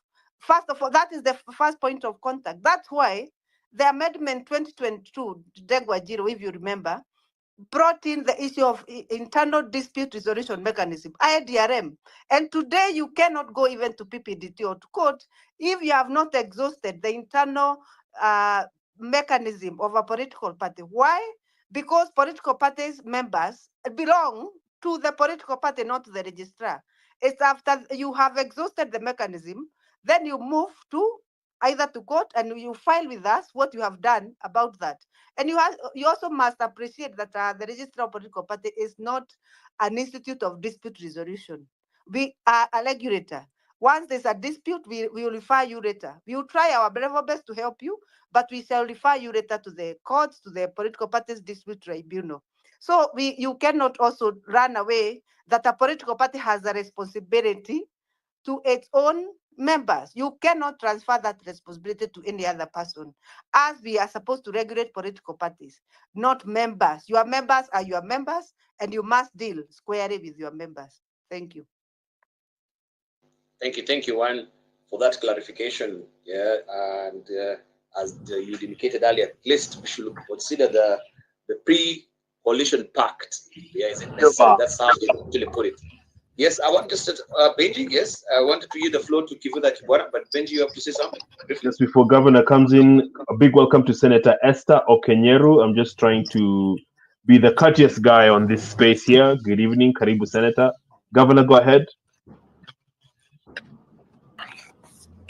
Thank you very much, Dibol and Benji, and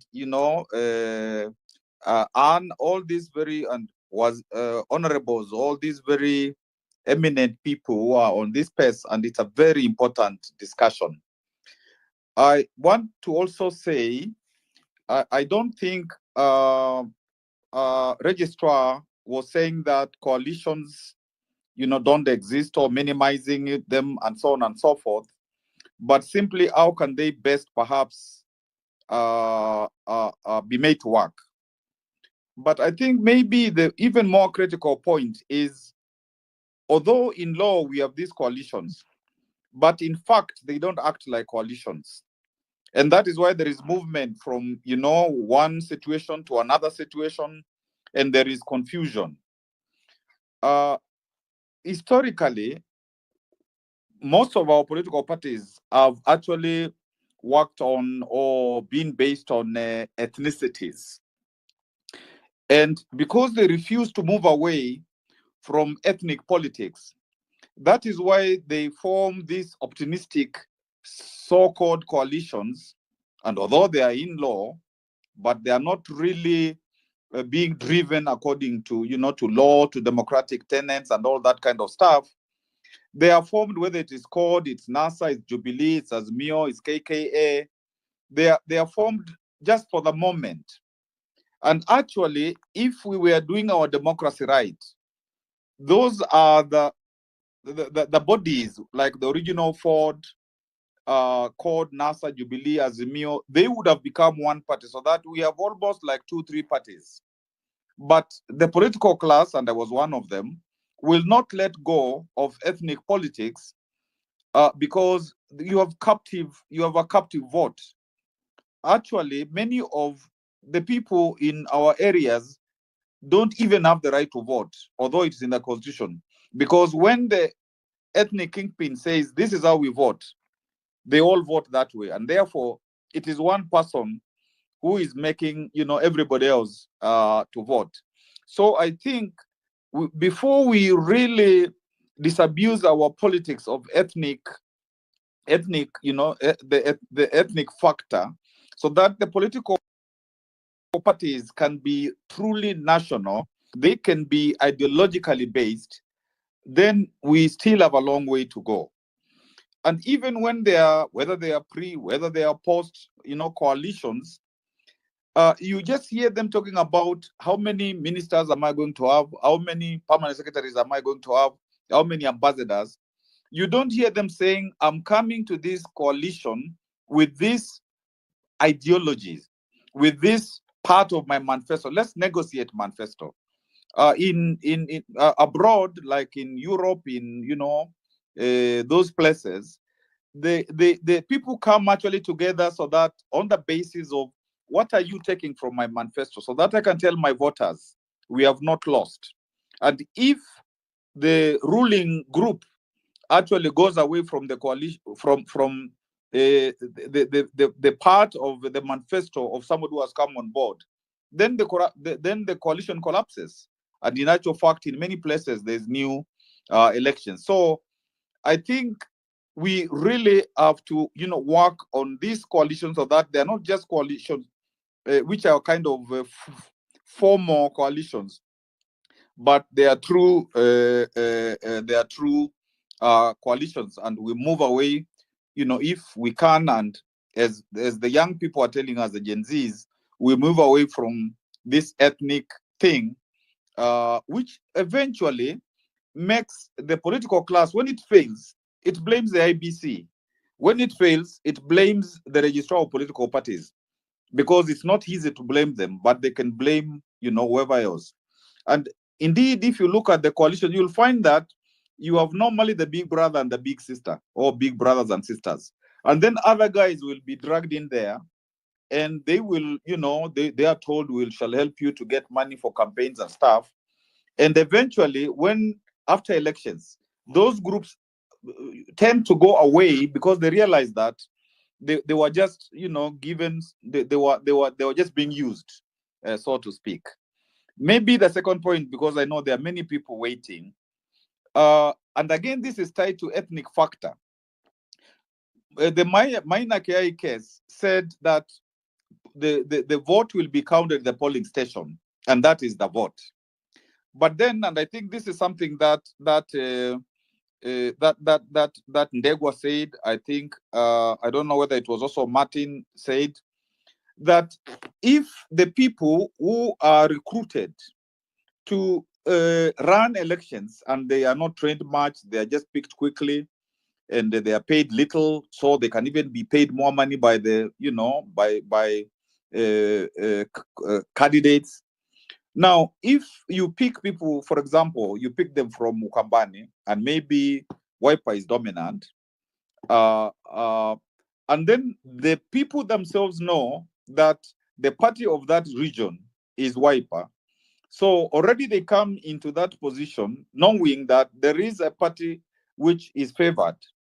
So many of them will, again, because even when there were the campaigns, as was mentioned, they'll be supporting that. And I'm not just talking about Okambani, I'm talking about, all these areas where, you have guys who are kind of dominant. So that alone makes it very difficult to really, in terms of administration, to administer, free and fair elections, as Ndegwa also was saying.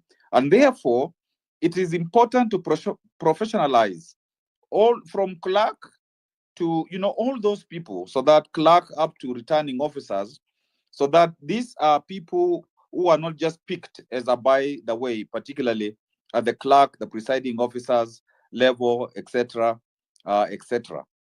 We will have to ask, and we will have to be told, the Secretariat of IBC, which has been operating for now 2 years plus without commissioners, what exactly have they been doing? How does that impact in terms of the elections 2027? Because they have been responsible for themselves without kind of oversight. So that's a question. And I'm not saying that they must have been bad things, but it is important to examine all the decisions that they took, so that it is clear that those decisions do not have an effect on the politics. And I think the registrar, I know she's in a tough spot, because there are all these big people who are in charge of parties and so on. But those 92 parties that are registered, have they continuously fulfilled? Because you can register, and then some of the things that you're supposed to do, you don't do. Like, do you have elections? Do you so that you have officers who are elected according to your constitution? Do you even have the constitution? Do you have the officers which are in the 24 counties on the above? All those aspects which are in the constitution, because the fact that it is difficult after you register a party to register it means that they can now operate without what is supposed to be the requirements, according to the law. Quickly, NADCO is just BBI. And actually, if we had done the bombers draft, if we had done even the CKRC, draft, or where there was a real prime minister with power, where there was real division of power, then that would have made a difference. But now what is needed is simply to have a prime minister, deputy prime minister, so that they can sort out this ethnic politics that they do, and they are quarreling because they don't, they don't get the correct thing to do, because it's not easy in the circumstances. And that is why there was, talk of the proportional representations, other substantive issues that will make our electoral, system truly, a good thing. And I think the Mole was talking about the questions of like the money, because like the campaign financing, up to now, I don't think that law has been passed, so that the person with the most money does not win, because they have more money than anybody else. Question of using government machinery, so that if you use the entire provincial administration, you use the police, those are issues that are still, to be looked at. Also the diaspora, because as was intimated, that's 4 million people also, and let us even say 2 million were able to vote. The question is, there's never been, proper regulations to make these people vote, so that they are not told just go to one embassy, and it's a huge country or 2 embassies, an embassy and a sub embassy. So that again is an important thing to look at. And finally, I think we really need a national dialogue on the 2027 elections. Because if we don't have a dialogue, not just of politicians, but of everybody, we are going to get back to 2007, 2008. And I hope the IBC, that people will focus on the people who are to be, to come to it. Like now already, whoever has been nominated, so that they are scrutinized. And even like Mule, to think also of a people's IBC, so that there is an IBC which is a marking the official IBC, so that we really get to a fairer election in 2027. And I say, Paul, to the MP who went to football game, and he had some problems, but I must laud again Dr. Ann. I think it's a difficult job, and she tries as much as she can, and I think that's why NADCO was saying that they want the commission instead of her. I yield. Thank you. And we well do done, hope also, Prof. yeah, we do hope as well that that is not really a harbinger of what is to come, what we just experienced at the Nyang National Stadium today. I wanted just to, we have Martin Olo to respond also to some of the issues that are being raised, especially by Prof here, when it comes to legislative integration.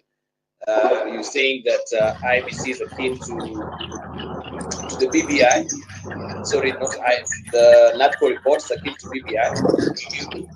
Let me mute Honorable Kaluma there. I think the mic is causing disruption. Yes, I was just asking the question of legislative integration because NADCO reports. The question is, what legislative changes are necessary to integrate in the NADCO reports recommendation into our country's existing electoral reforms as it is right now?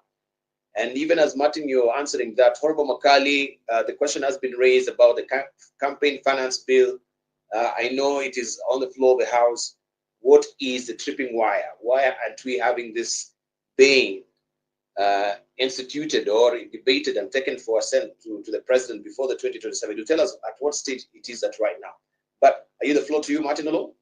Over to you. Thank you, Dibal. I am a big opponent of piecemeal and unconnected approaches to constitutional issues. That was the problem with BBI. That's the problem with NADCO. That unless you look at the constitutional architecture in whole, piecemeal and patchwork approaches or suggestions such as NADCO do not help you to solve it. It goes back to the preamble of the Constitution. It goes back to founding articles of the Constitution. So if you want to entrench prime minister position, and then you have another mongrel there called a leader of opposition, what constitutional mechanism are you answering to? Because the design of the 2010 Constitution does not anticipate that you can actually have a mongrel called a leader of opposition or indeed a prime minister, head of government and a head of state. Those things are not there. Because what you have is that there are three arms equal. There are three equal arms of government in the Constitution of Kenya 2010. The legislature, the judiciary, and the executive. So if you want to have a leader of opposition in the legislature, then you must have also a leader of opposition inside the executive, and so on, and even the judiciary. But so if that's not the design, then what NADCO is anticipating and what we want to sneak into the Constitution is an aberration. In fact, it's a bastardization of the Constitution. And it doesn't help us to think through. We have issues around county government or county infrastructure. Nobody's talking about this. You hear John Buddy talking about, oh, there are too many, let's reduce the rate. Again, that conversation is done without the ideological premising of the issues of county and devolution and what Kenyans are really desiring. Kenyans desire to have governments closer to them. Kenyans desire to make decisions at their own point, and therefore, the more you invest in devolution, the better.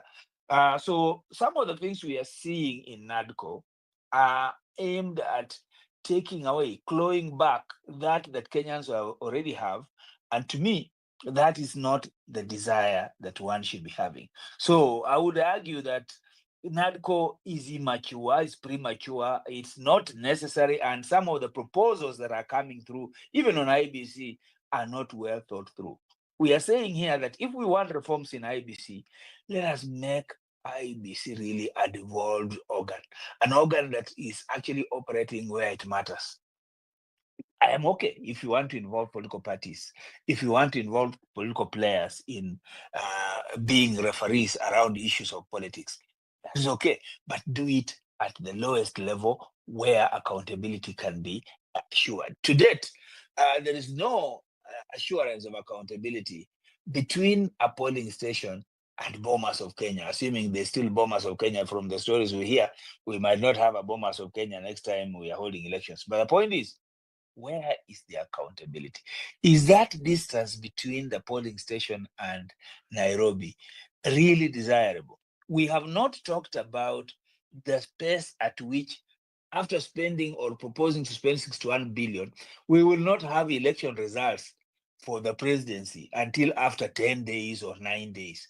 And then after that, you have the constitutional petitions and so on. So again, we are saying, where is the efficiency?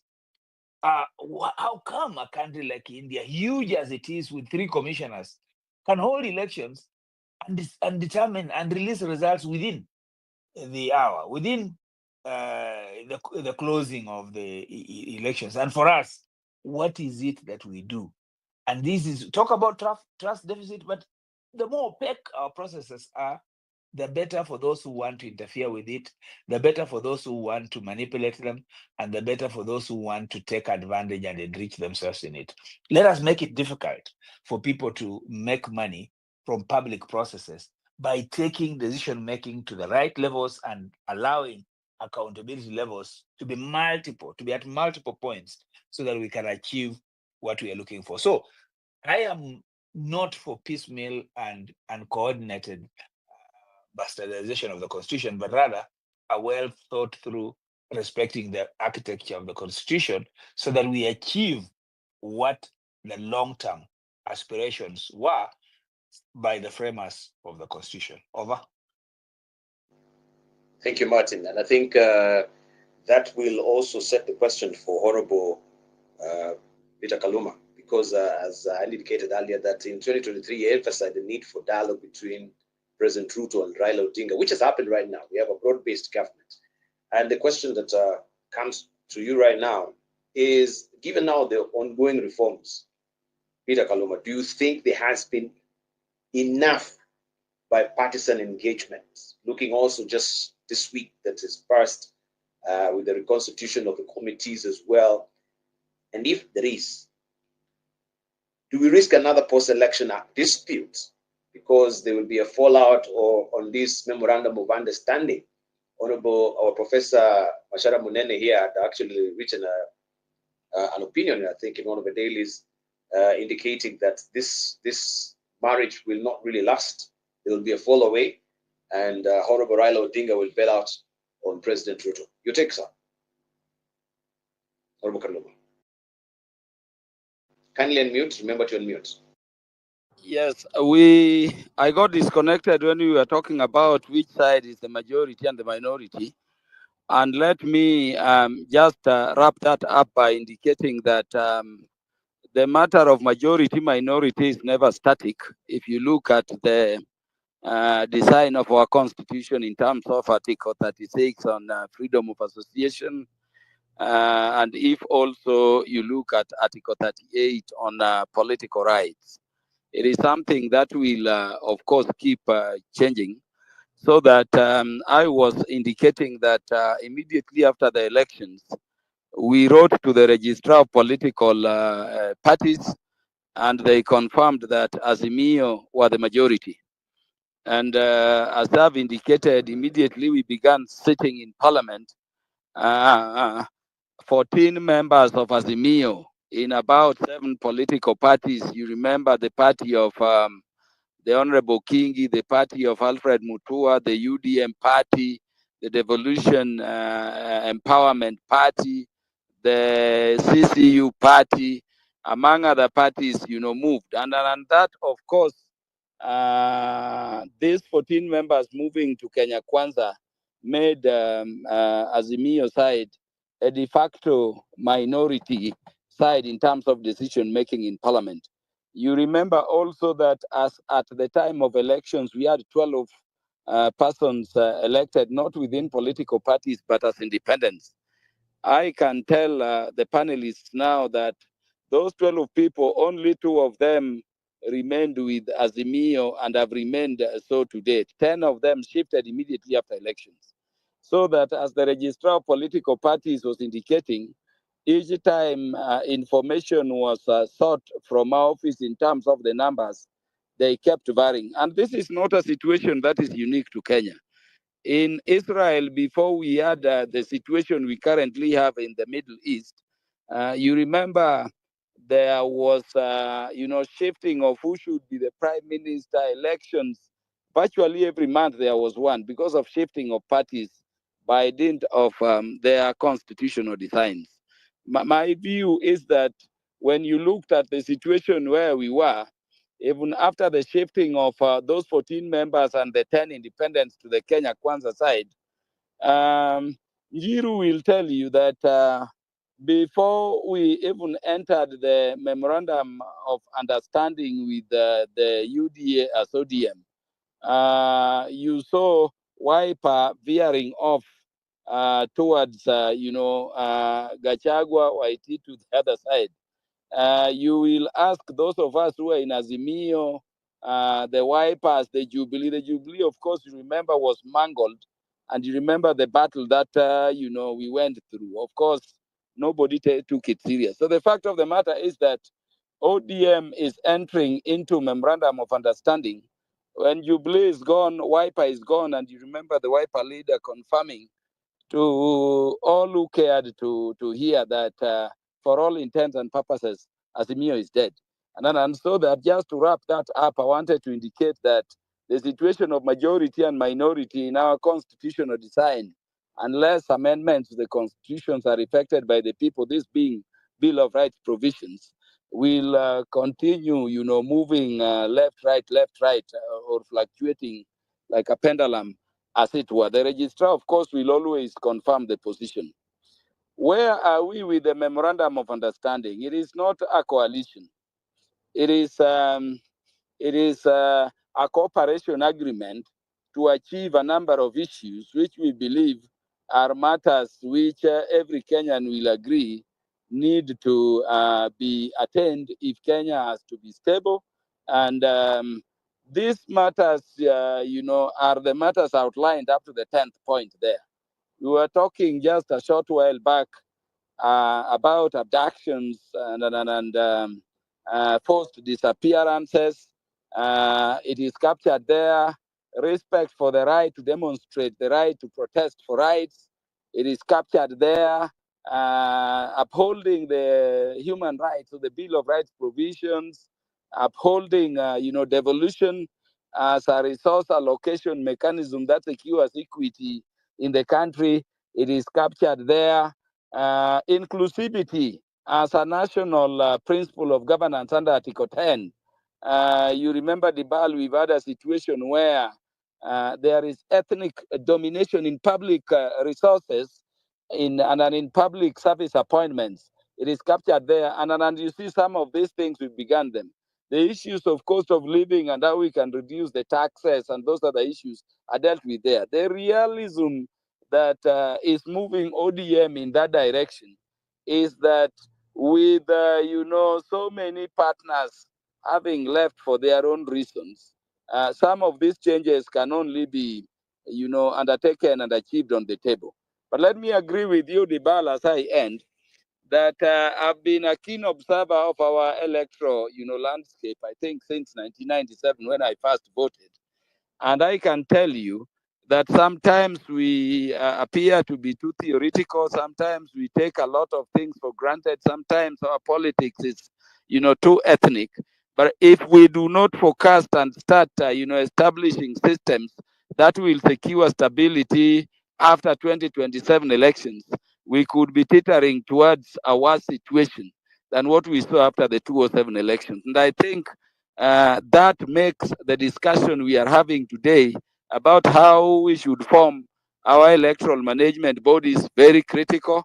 That makes, the discussion we are having today about the cost of our elections, about matters inclusivity and equity in our governance, very critical. You remember, as I conclude, I started by saying that we tend to talk about lack of trust, but we are a people who are so political. I can tell you, Dibal, there is nobody who is politically independent anywhere under the sun.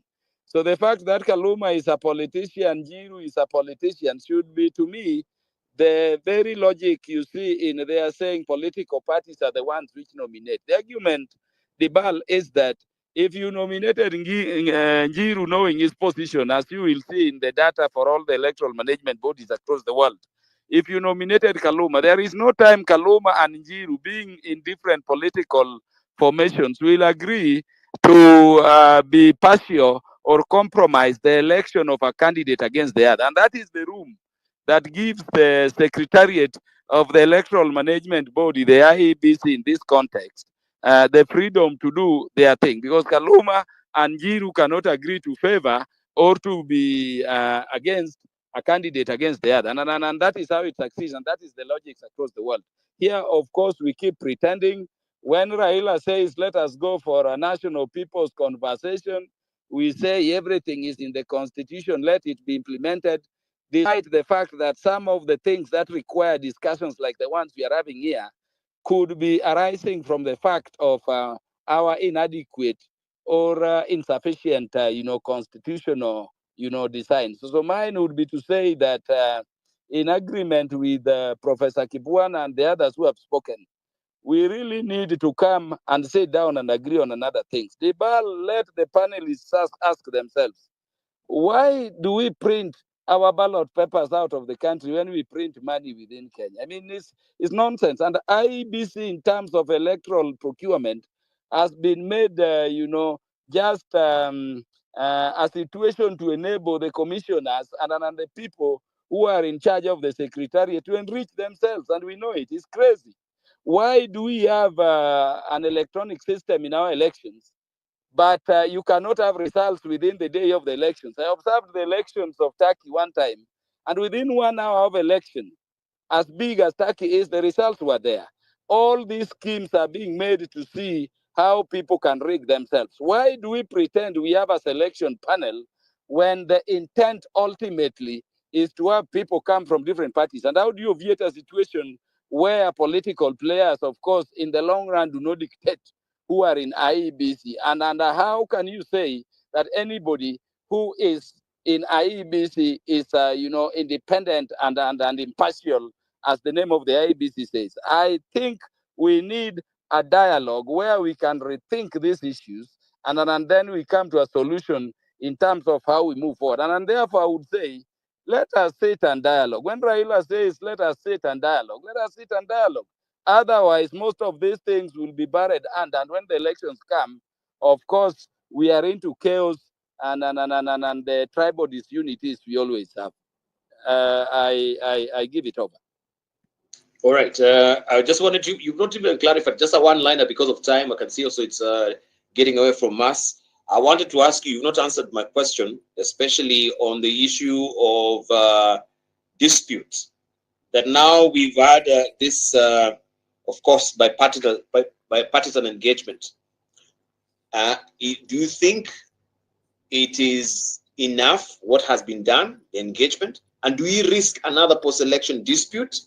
Will there be a fallout along the way? And you'll answer just this briefly, and then Professor Macharia will speak to that particular opinion that he had also in one of the dailies briefly, and we open the floor. for the plenary.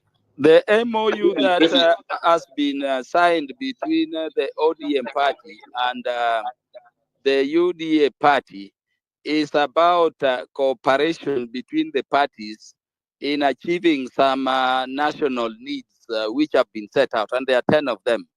And so I don't contemplate dispute.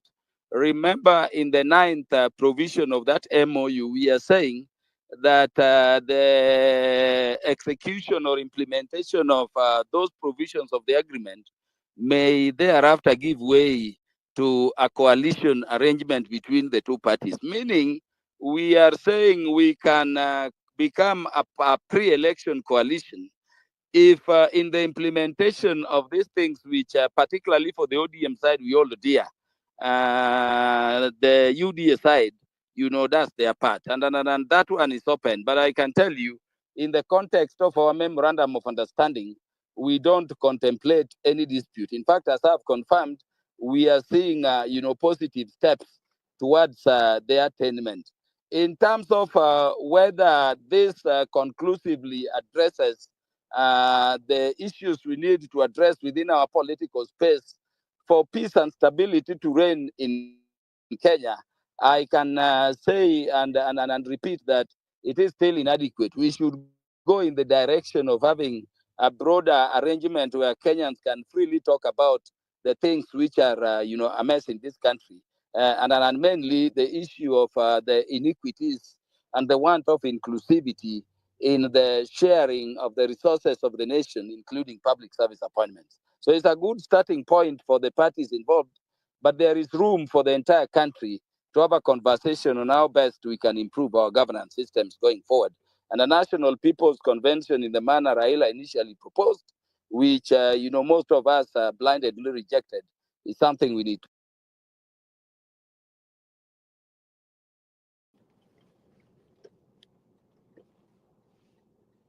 Right. Thank you. Thank you, Honorable Peter Kaluma there. Professor Munene, just briefly, just to react on the follow that you'd prophesied, what really makes you think they will not really hold? The memorandum of understanding is here, and we heard from Honorable Kaluma that will stand. So despite the challenges that will come along the way, do you fly with his sentiments here, briefly?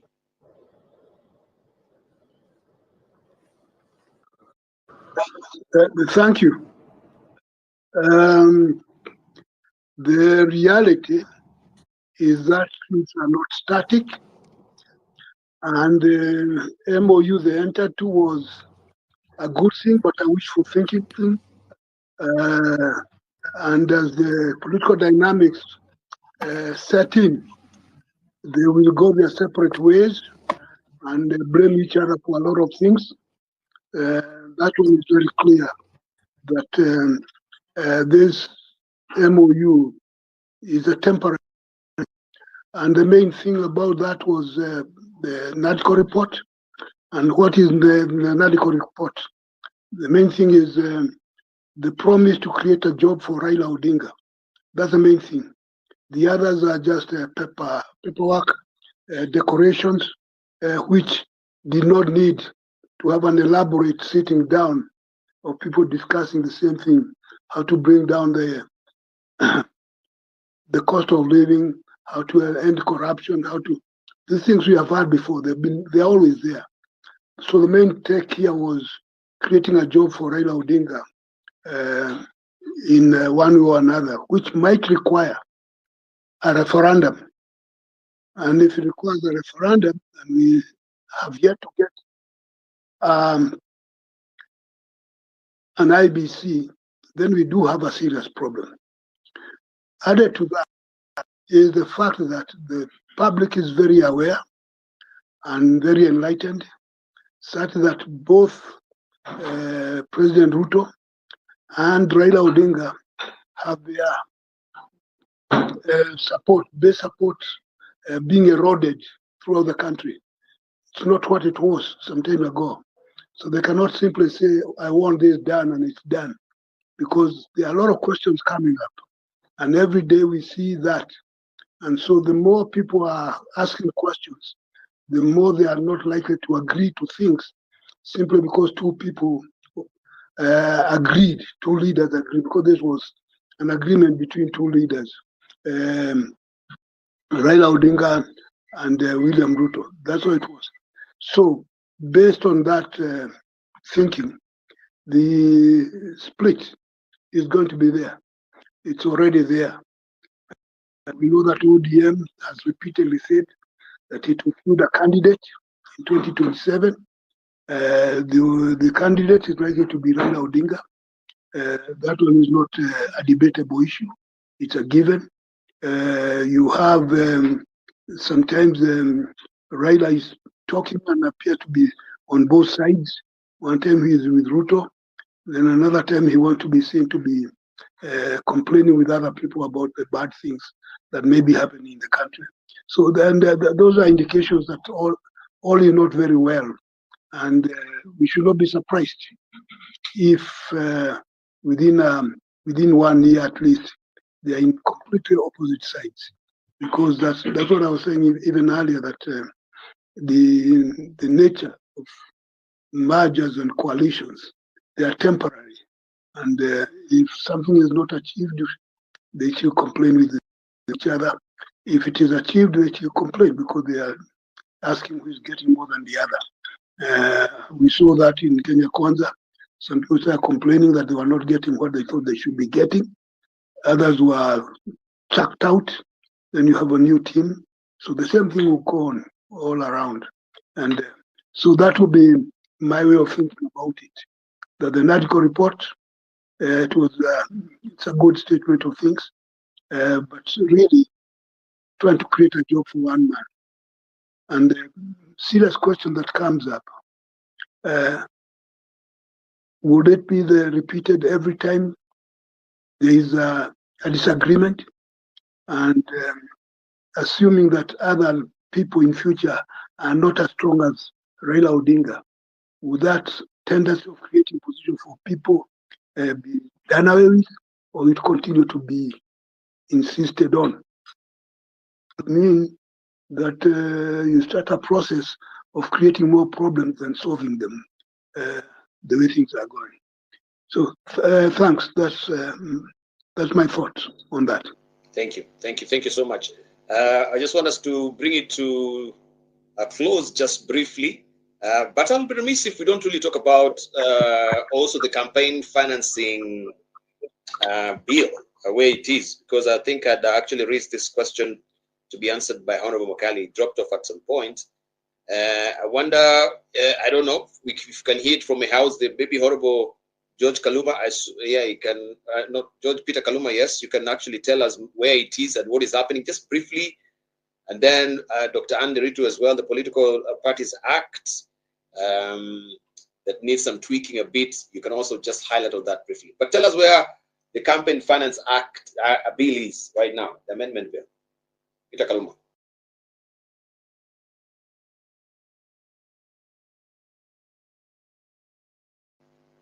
Honorable Peter Kaluma, can you hear me?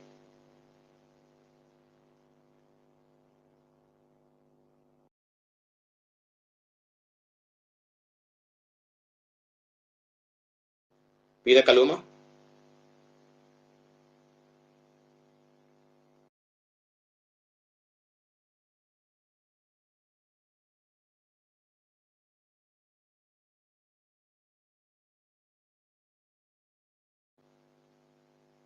Or I think he's having challenges there.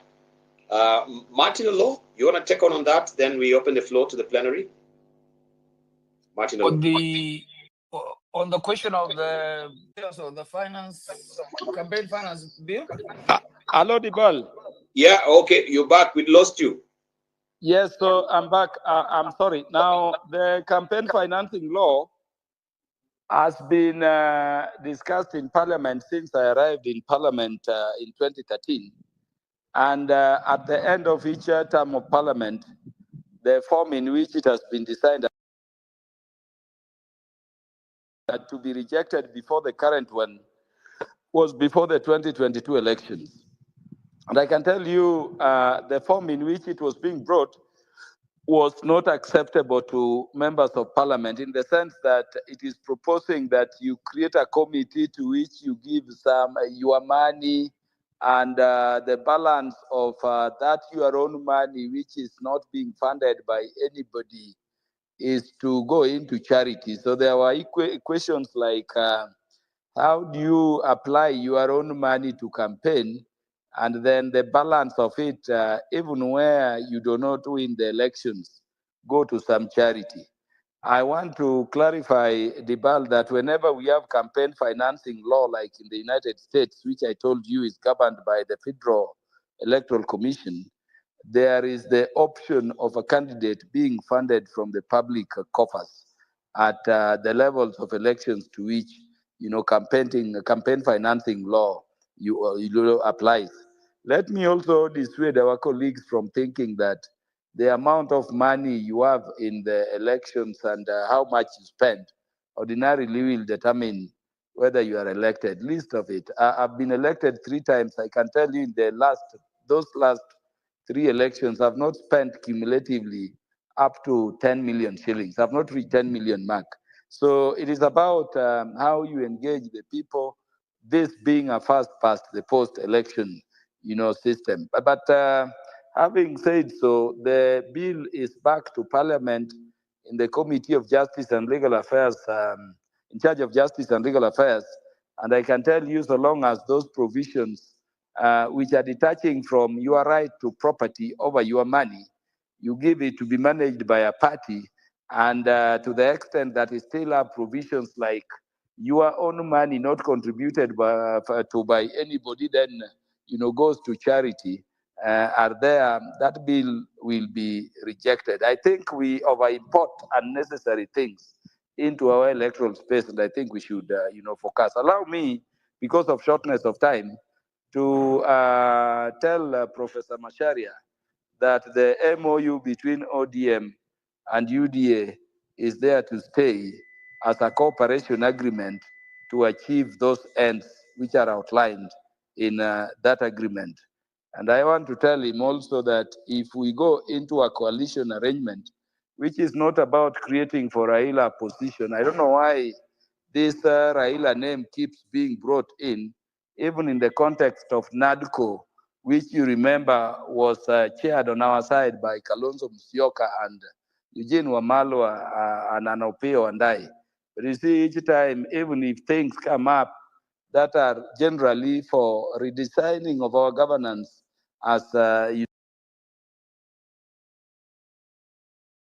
lazy argument is to go and say it is for Raila. Raila will not be permanent. A time is coming in the country when Raila is not there. Let us think broadly about what is good for our country, not just an individual. And that is the context in which I want to say that if the MOU is fully implemented and there is a pathway created that ODM and UDA will go into a coalition, in which case, as has been happening, ODM ordinarily will have their candidate, UDA will have their candidate, but there would be an agreement on who then bears the flag of the coalition at the elections, whether based on a pre-election coalition or a post-coalition arrangement, a post-election arrangement. I thank you very much. Right. Thank So, you. Thank you for Dibal, if I may pick yes, it up please. from there are a number of things that my good friend Mheshimiwa Kaluma has said, especially his emphasis on the cooperation agreement. A lot of those things are administrative and do not have to take on any legal or even a constitutional form. To end abductions, surely, it's not even an issue of discussion. The government should not be abducting anybody. So you don't have to enter into an MOU with ODM to do what you should do, which is to protect the lives of Kenyans. So a number of things that are in there are more of an administrative nature. What we should be saying is that it's a path towards a coalition, political coalition, and I think that is important that he has admitted it, that eventually they'll be there. So, and again, for Professor Masharia, from what they have on that cooperation agreement, there is nothing really to disagree on. The parameters will be as we head towards the agreement around IEBC and how we can, partition Kenya between those coalition partners, that could give them problems later, but certainly not now. Now, back to election financing, and again, Mheshimiwa says it very well that he does not spend 10 million directly to the people, because what he must do, and Professor Kibwana was saying, is make sure that he gets the ticket. What he will not tell you is what the cost of getting the ticket is in different regions, whether you are in Wiper land or ODM land and so on, or UDA.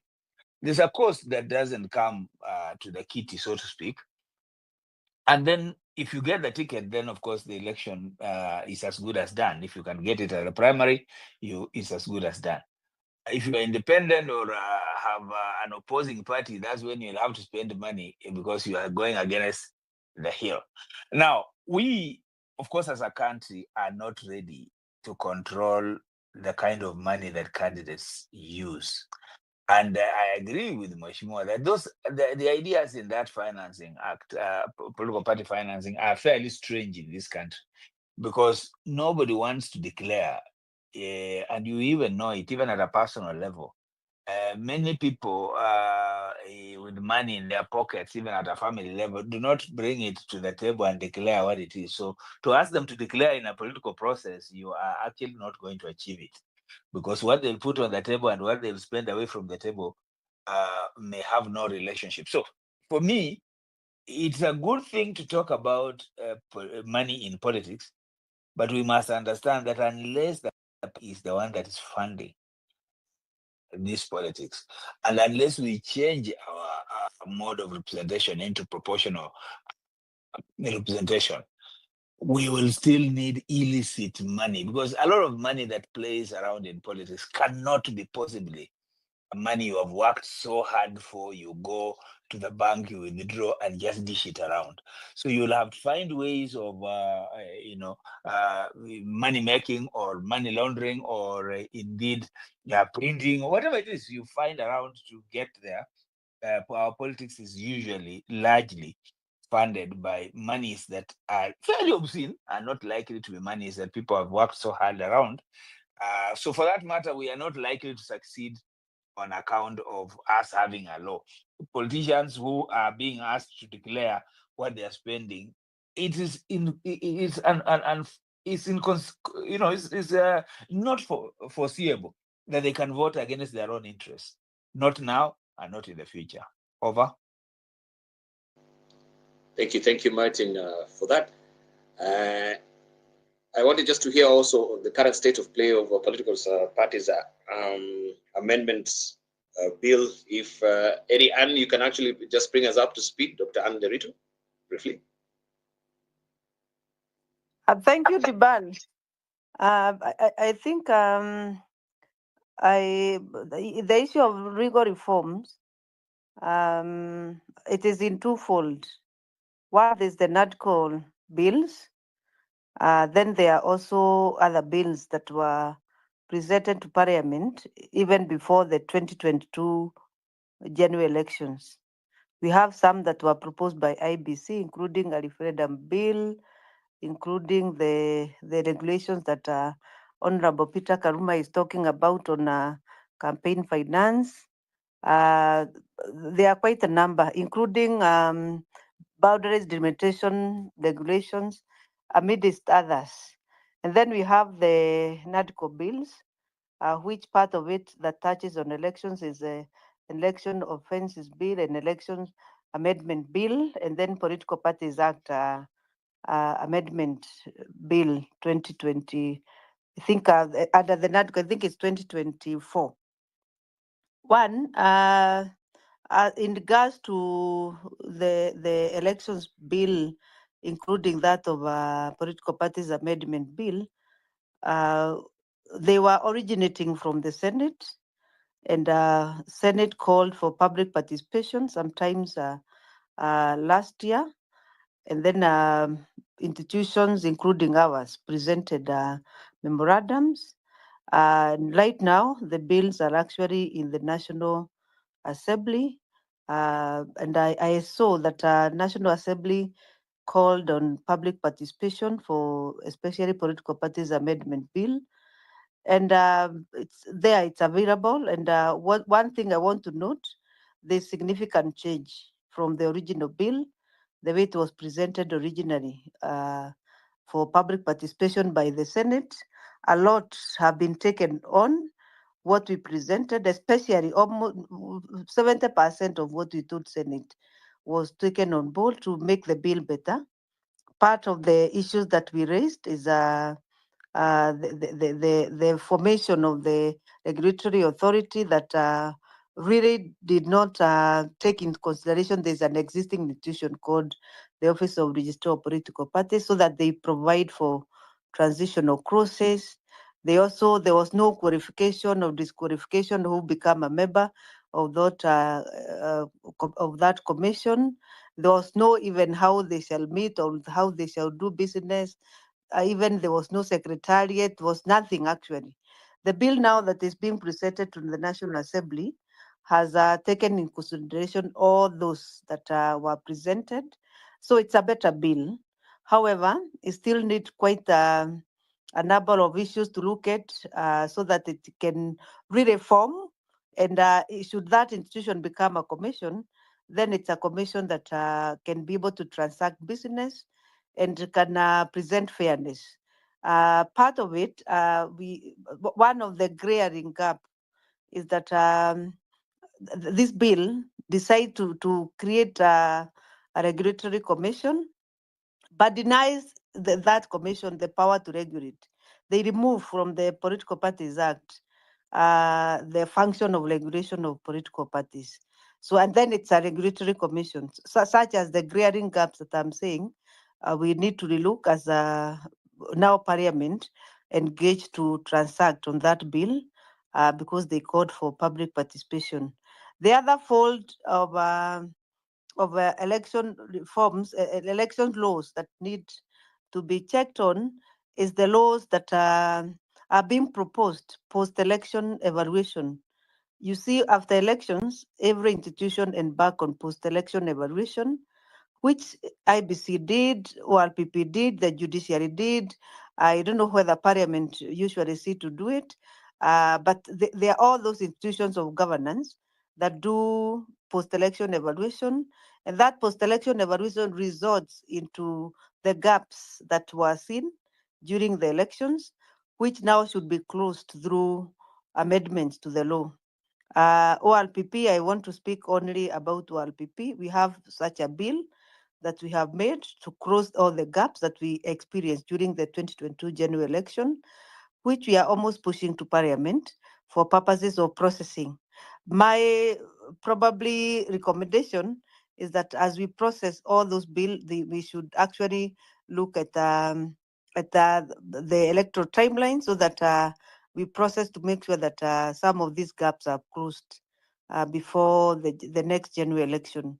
IBC last time, ORPP was able to push the political parties amendment bill, and it became law in 2022, early 2022. The other laws never actually saw the light of day.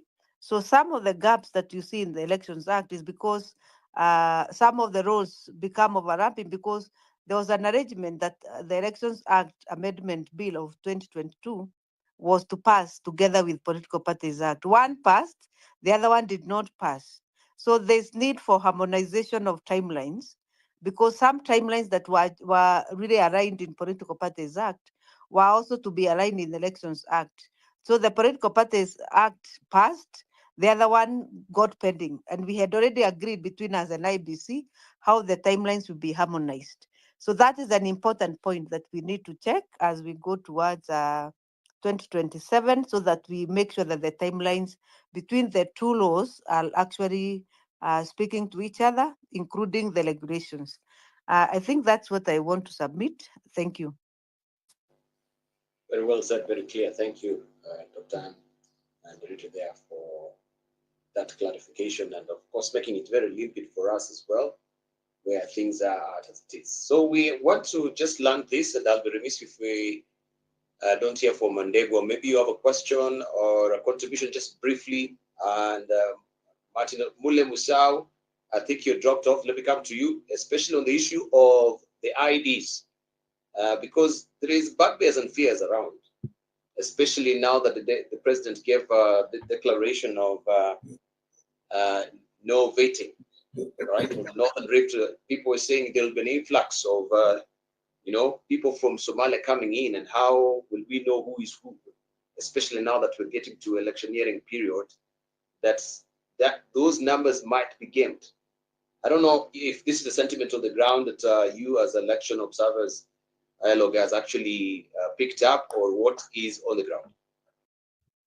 Well, thank you, Dibal. And yes, I dropped off a few minutes ago. I was not able to follow the conversation. This very beautiful conversation. Quickly to the issue of the IDs, our observation, there are two sides of this. The first is that all the findings that you have seen from the ground have indicated that the skewed issuance of IDs, especially in the fringe areas, that is the northern regions and the northeastern region, basically. And we have made recommendations that there needed to be a robust way of engaging those Kenyans so they can be able to actively participate in the process of the country, especially when it comes to voting.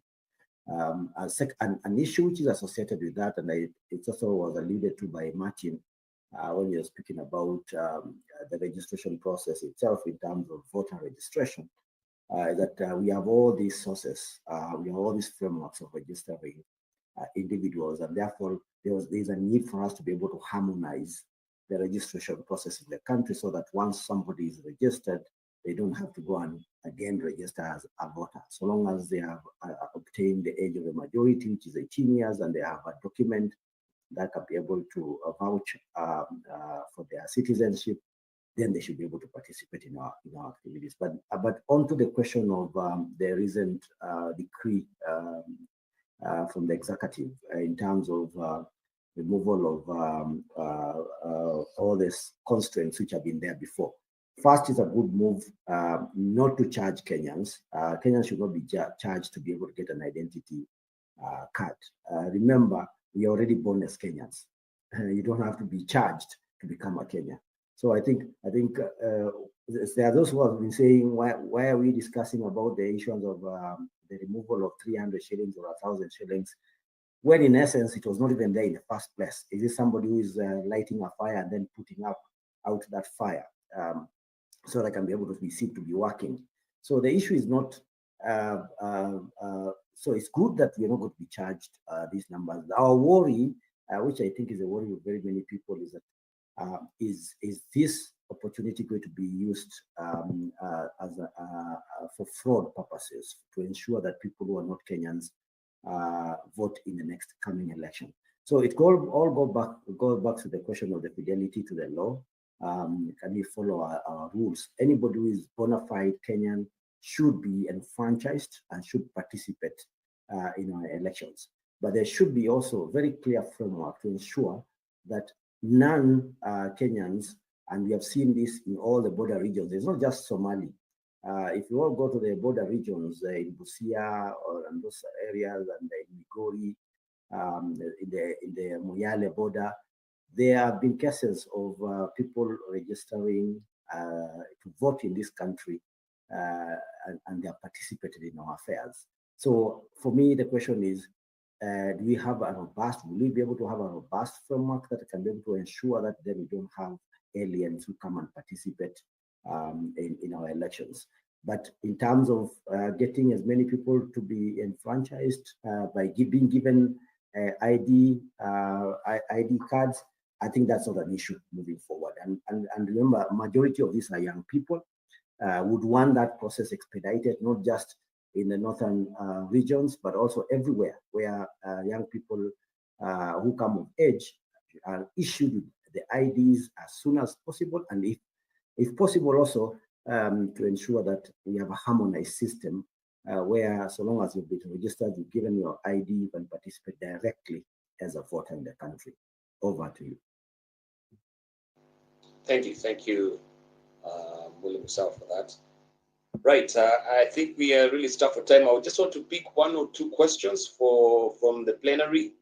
And kindly, brevity is of essence. Make sure you make it very brief so that our expert also can be able to answer you within the sufficient time and to make it very limpid for you as well. I want just to begin with New Kenya, right? That is a word. If you're here, kindly just express your question briefly or contribution briefly. Can you hear me? New Kenya, you're a speaker now. You have a question. Hey, good. Is the question or is just an input because I've come late, but I thank God I'm here now. But Dibal, what we can just say, accessing electrical reform as the way you have put it, Kenya, we have good laws. The problem is that the people we entitled to protect these laws are the same people that messing with these laws. When we talk about the IBC, so if you see the short listing of the name, to me I just feel curious because if I see people like Charles Nyachai, these are the people who have been the corridors of the mischievous characters of these governors. If you see people like was it Anne Yamadi and somebody Medeva, these are people who have been running at the organization at the expense. They have also met somewhere. So if you find the people that we are trying to propose to lead our reform in the IEBC, to me, as I finish my point, I just realized that we don't have an election. I feel like this election already has been made. Because if you can recall when they think the Adendwale think there is some days back, he said that we will register they call the people in the Kakuma such things. Why are we doing something like that one? Then when I saw what Masharia say about the 2022 register, all of this, why were they made that way? So we have so many issues about the election, even if we have good policies and good laws. Reforms are there in the papers, but the characters which are running these reforms, those are the questionable thing. Thank you. Right, thank you, New Kenya there for your sentiments. I want to also yield the floor to Ronyo. Ronyo, you have a contribution briefly, make it very brief. Thank you so much, Dibal. I have a question to Kaluma. I know he was talking about the MOU that was signed between UDA and the ODM.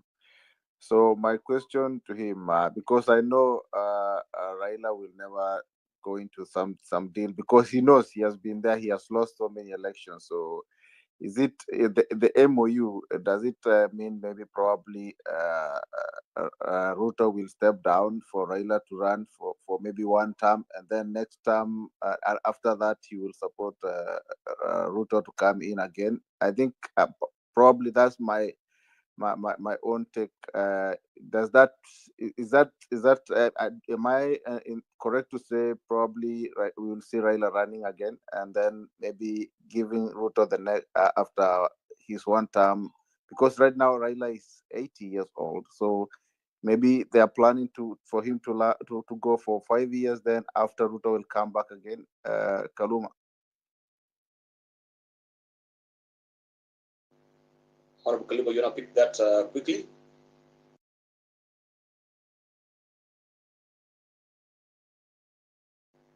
Honorable Kaluma, if you can hear me, or maybe there. Yes, you unmute yourself. Or maybe there are network issues. I think maybe we could be speaking. We can't just get him clearly. All right. In the meantime, because of time, Johnny J. Thank you, Jibal. I just wanted to say one thing. I will not articulate everything I know, but I have personal first-hand testimony that elections had a problem in Vita, Ruiru, Laikipia, and many other parts of this country. The problem has addressed us. It is the people who have spoken to us today. They know exactly what they do behind the scenes. So mine is to request them to for once do right by us Kenyans. Otherwise, soon enough, Kenyans will come for them. Thank you.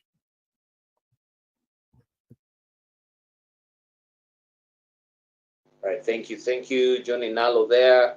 Let's hear from, we have Pamphil Omondi.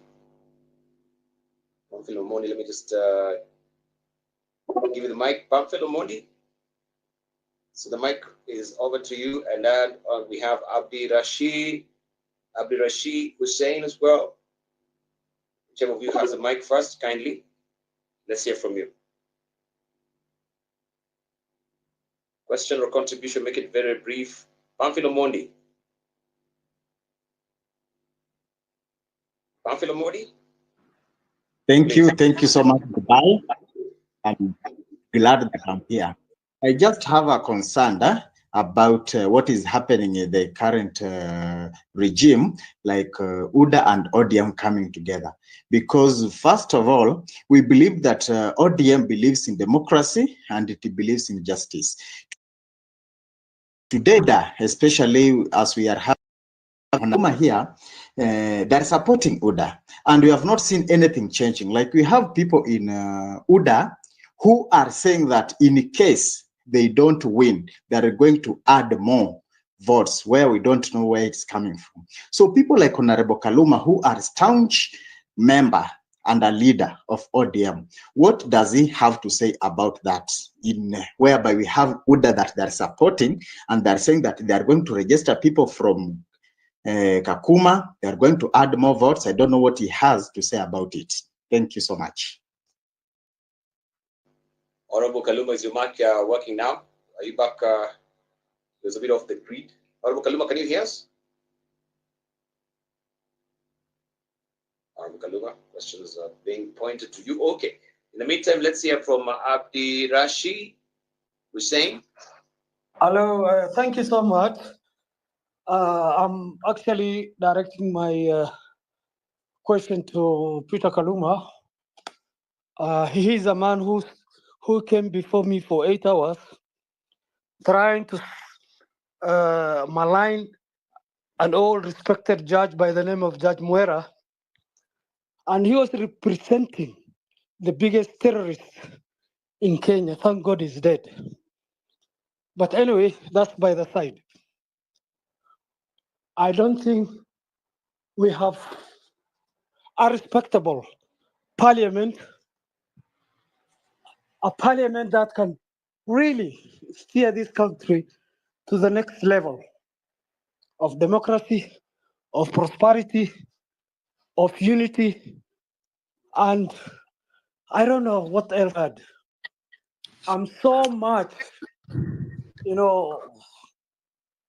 so much pained and distressed, with these electoral reforms, knowing very well that we have people like Kaluma, whose only agenda in that house is to malign communities, is to malign individuals. And for me, I've given up. I'm almost giving up. Unless, we completely recall and, all these MPs so that we have a new beginning. But anyway, my question is, I have no trust. There will be no electoral reforms, and most likely, and I fear for the future of this country. Really, I really fear. This guy came before me for 8 hours, 8 good hours, to dismiss a honorable Judge Muera, who retired Yeah, in peace. Debal, can you get me? Yes, I can get you. I was just waiting for you to come. You might want to answer to that. I don't know what this is all about. Yeah, so yeah. So going off the rails, we can. No, one thing I know is the people you have in this forum Can I talk do not now? deserve. Okay, can They you do not deserve this platform. That's my point. Hello. All right. Yeah. Debal, can I now speak? Yeah, can you go? Yeah, Debal, I think we should not personalize the forum. Let me request the last speaker and the one who was speaking about whether Raila would be running in the next elections to know that we are engaging here on a very serious national conversation. Yeah, so when we are talking about electoral reforms, don't go to who I represent as an advocate and the positions I take against a judge or a magistrate. Remember, advocates don't have positions. We act on instructions of clans. And when those instructions come, let me clarify, as a matter of law, even the devil is entitled to an advocate. So it is unfair to talk about judges and terrorists and those other people. Back to electoral reform, let me just say that Debal have served in Justice and Legal Affairs Committee for 10 years. And I can tell you, unless we collapse the existing voter register and just register Kenyans anew, a process which I believe will take less than a month, we have a very unclean register, which is just creating an electoral range for sections of the country against others. A register which is, prepared to secure gerrymandering. And if we are honest, Kenyans, just ask yourselves about even the ethnic proportions we have in the country. And you'll find it something very strange that a community, for instance, I'm giving an example, whose ethnic proportion against others in the total population of Kenya is put at about 10%, then claims or has in the register over 30% of the voters. And the issue is where this arises from. Debal, in terms of areas which are boundaries to other states, when I were to talk about this issue of IDs, because I'm also in the relevant committee. Did you know even Homa Bay people are required to be vetted because we border Uganda through the lake?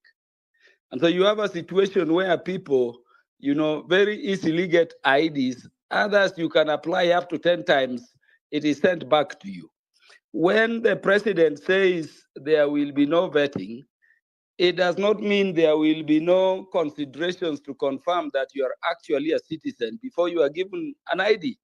What we are obviating is a situation of unequal treatment of sections of Kenyans against others, essentially to aid what we call gerrymandering. So the fact I want to confirm as a member of administration and National Security Committee is that the fact that there will be no vetting of our border counties as proclaimed by the president and confirmed by Kenyans is not to mean that our IDs can be given to a non-citizen. In fact, the penalty, both administrative and in law, that have been spelled out for administrators who aid any non-citizen to get, an ID of Kenya, whether passport or the ID document, are graver than before. So those considerations to confirm you are a citizen will be had, but the iniquities of the past where some people believed they were more entitled than other Kenyans, which lend themselves to votes which then are being used to entrench, hegemony by sections of the country against others in terms of voter numbers, as to be addressed. Lastly, Debal, let me say that unless we change Article 39 of the Constitution, Article 89, and those other provisions dealing with how we elect our representatives, and move from the first past the post system to the party list system, you will not attain the 2/3 gender requirement. Look at South Africa, look at Rwanda. In the countries and the other countries where we have party list system, the 2/3 gender system is easily attained. And I can tell you with the first the post system we have in Kenya, we are doing far, far better than even the UK, than even the United States. It is very unfair to tell people that you will elect whoever you want, and then after the people per constituency or per unit of election elect whoever they want, you go asking whether a county assembly or a national assembly adheres to 2/3 gender principle. It does not happen, there anyway. And that is why I wanted to say that we may run around saying provisions are being made to suit individuals, but we must begin thinking as a country, Debal, and seeing what governance, system works. Look, we've seen the parliamentary system, how it works. We've seen the presidential system, how it works. Dibal, why do people still call some sections of parliament opposition when it is not in the constitution?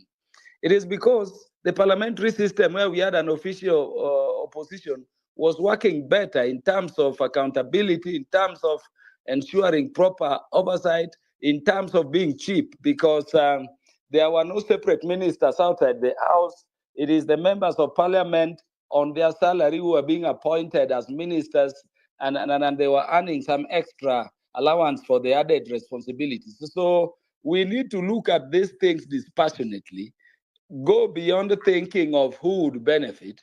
And I can tell you, I talk with Prime Minister Raila Odinga very closely and on very many occasions.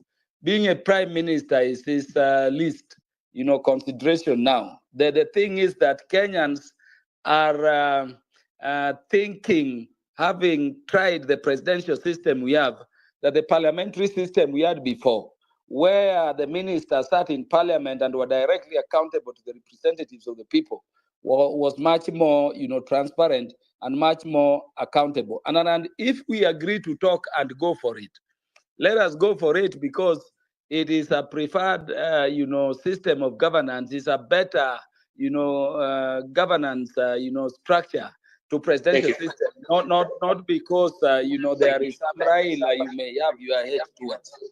Thank you. Dibal, I think Thank you. I think that he has introduced an issue that will require a referendum. So if they think so, no problem. Let them prepare and bring it to Kenyans so that we can vote on a referendum. But certainly, it's not fair to say that the presidential system hasn't worked, parliamentary system will work. That is not a 1 + 1 that makes 2. So maybe we still have debate around it. But let me leave it at that, Dibal. Allow me to. You need also to talk about the referendum bill as well, since now we said it there. But let me just try and pick MK. He's been also gagging to say something briefly, because we need to wind up. I've really kept my panelists for long, which is very, very unbecoming. Briefly, your question, contribution. Thank you, Dibal, for giving me this opportunity to speak. For the last period of time, I've been respecting Honorable Kaluma, and I knew that he was one of the advocates who would actually be championing for the rights of Kenya. But the so-called broad-based government has really exposed the other reasoning, the other wrong reasoning of Honorable Kaluma. I want to say that there are communities that were quote-unquote marginalized in terms of getting the IDs. It is very wrong. When the current president was the DP for 10 years, did he know that, you want to say that he didn't know that these communities required IDs? I want to say here today that this is a scheme, a conspiracy by the current regime to rig elections. You cannot tell us that you want people to have equal opportunities to acquire ID cards when the CS, like one of us have said here, the CS for defense, not for defense, but I think it is environment, Duale, said it clearly that they want to register as more Somalis as possible so that Ruto can get back to power in 2027.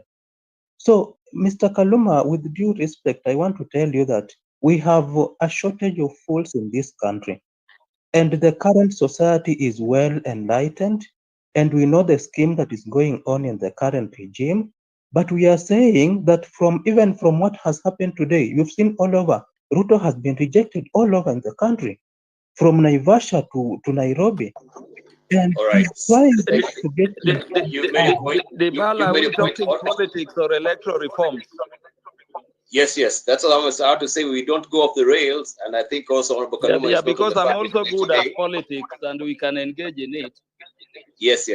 I think we'll be losing the track of this conversation. So let's kindly just put our questions pointedly to what we're supposed to be talking about. And Honorable Kaluma also is not on the firing line today. Professor Kifuna Kiwana, you wanted to say something briefly before we call it a day? Just yes, yes. I just wanted to say that this question of whether we will work on the current register or have a new one, I think that question requires more debate, because if you now say the old one is not to be cleaned and new people put on it who had not registered before, and so you need a new one totally. You see, with a new one, it's always easier to introduce people who should not have been citizens and should not have been voters. But if you are improving on the old one, it is easier to see a flurry of new voters from places which are not expected. So I'm just saying that requires more. It requires more consideration.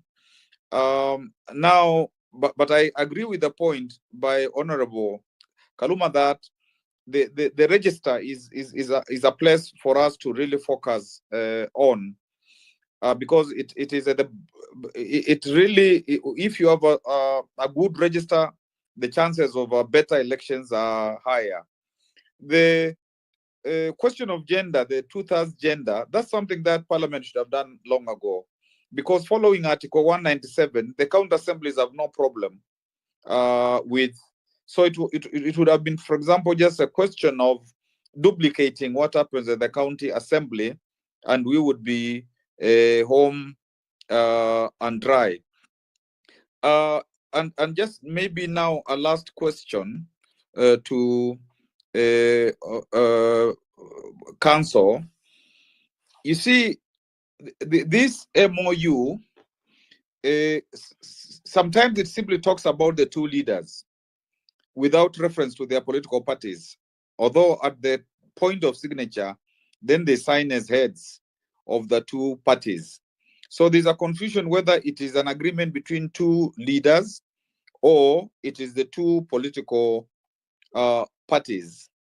And you see, when it says it's not a coalition, maybe it might become a coalition, but already ministers are being chosen and permanent secretaries are being chosen from ODM, and not Azimio, but ODM. So how is that not a coalition?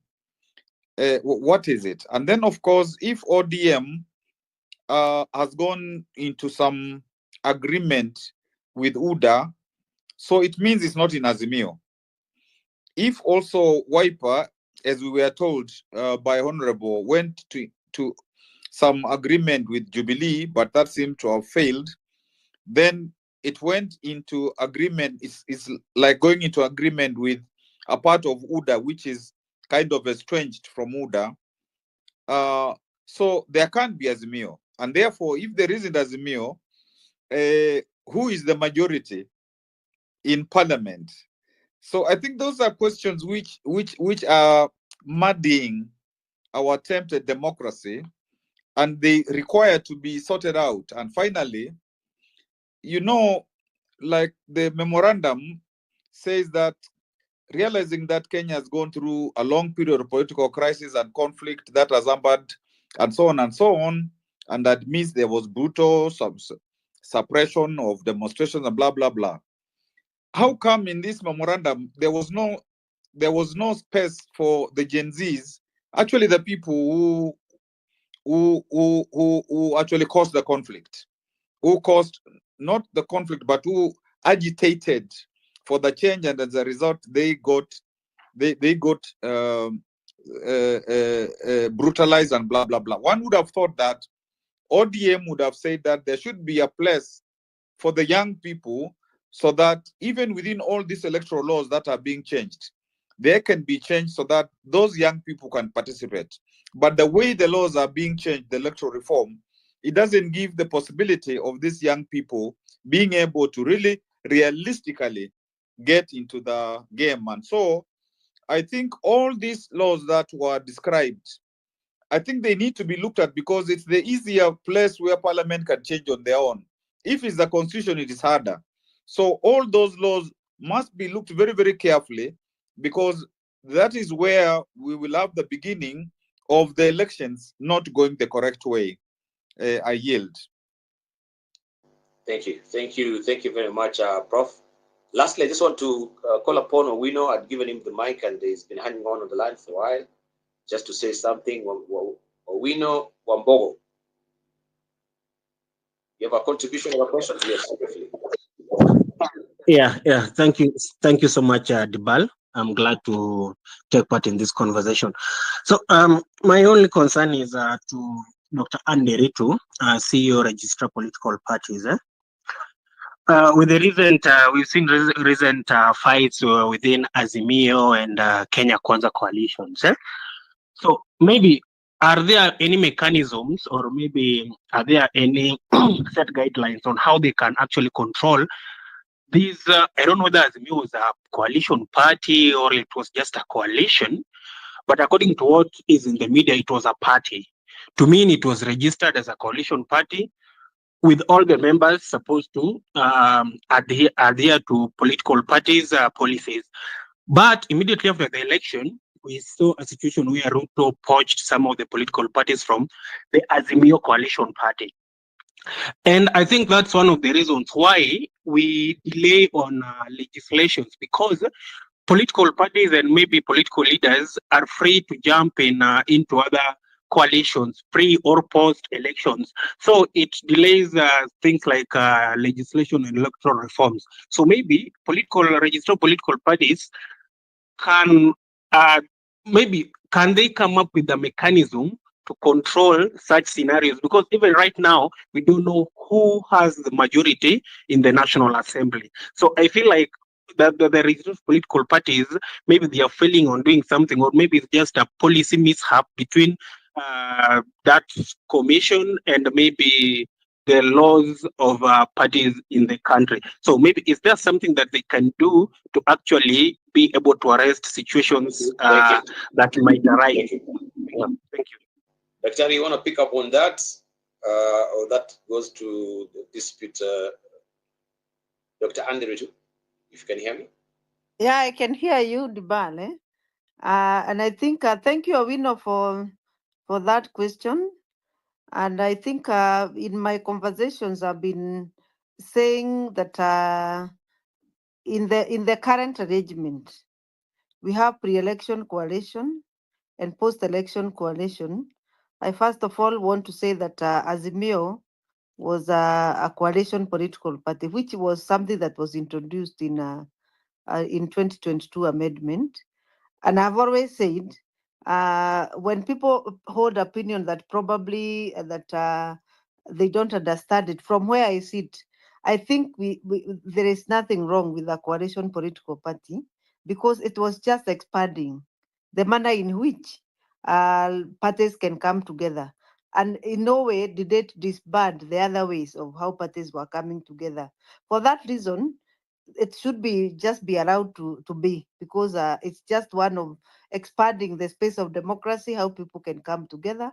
It was supposed to cure something, which it did cure to some extent, especially the issue of a candidate of a coalition, which it brought in on board, that a coalition can have a candidate through a coalition political party.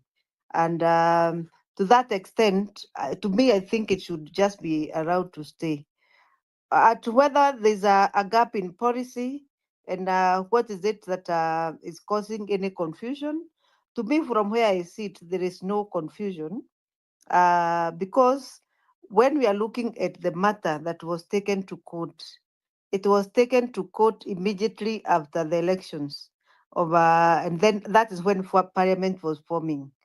And the data was available, which we actually forwarded to Parliament. It was upon the Speaker to make the determination, and because that is the work of the Speaker, to which from where we sit, the court pronounced itself on that matter. We also were enjoined in that case, and once it's pronounced, we also look at the current situation, because since then There's so much that have changed. We were unable to discharge political parties from Azimio coalition at that time. But time have now passed because the coalition agreement of Azimio said for you to exit the coalition, you must have stayed in that coalition 3 months after elections. So you cannot move before 3 months after elections are over. So 3 months of election, of course, have now passed. And some of those political parties that had pronounced themselves to want to leave Azimio have already left legally and been discharged legally, and we have discharged them according to the law. So it's a question of now the matter that is in court now for the court, because what the court said was appealed, and we have a matter in the Court of Appeal. What people are referring to that the Court of Appeal said, I think they just did not give orders, but the case is still on. The case is not over. And those facts and submissions have also not been done. We are part of that case. Submission have not also been done.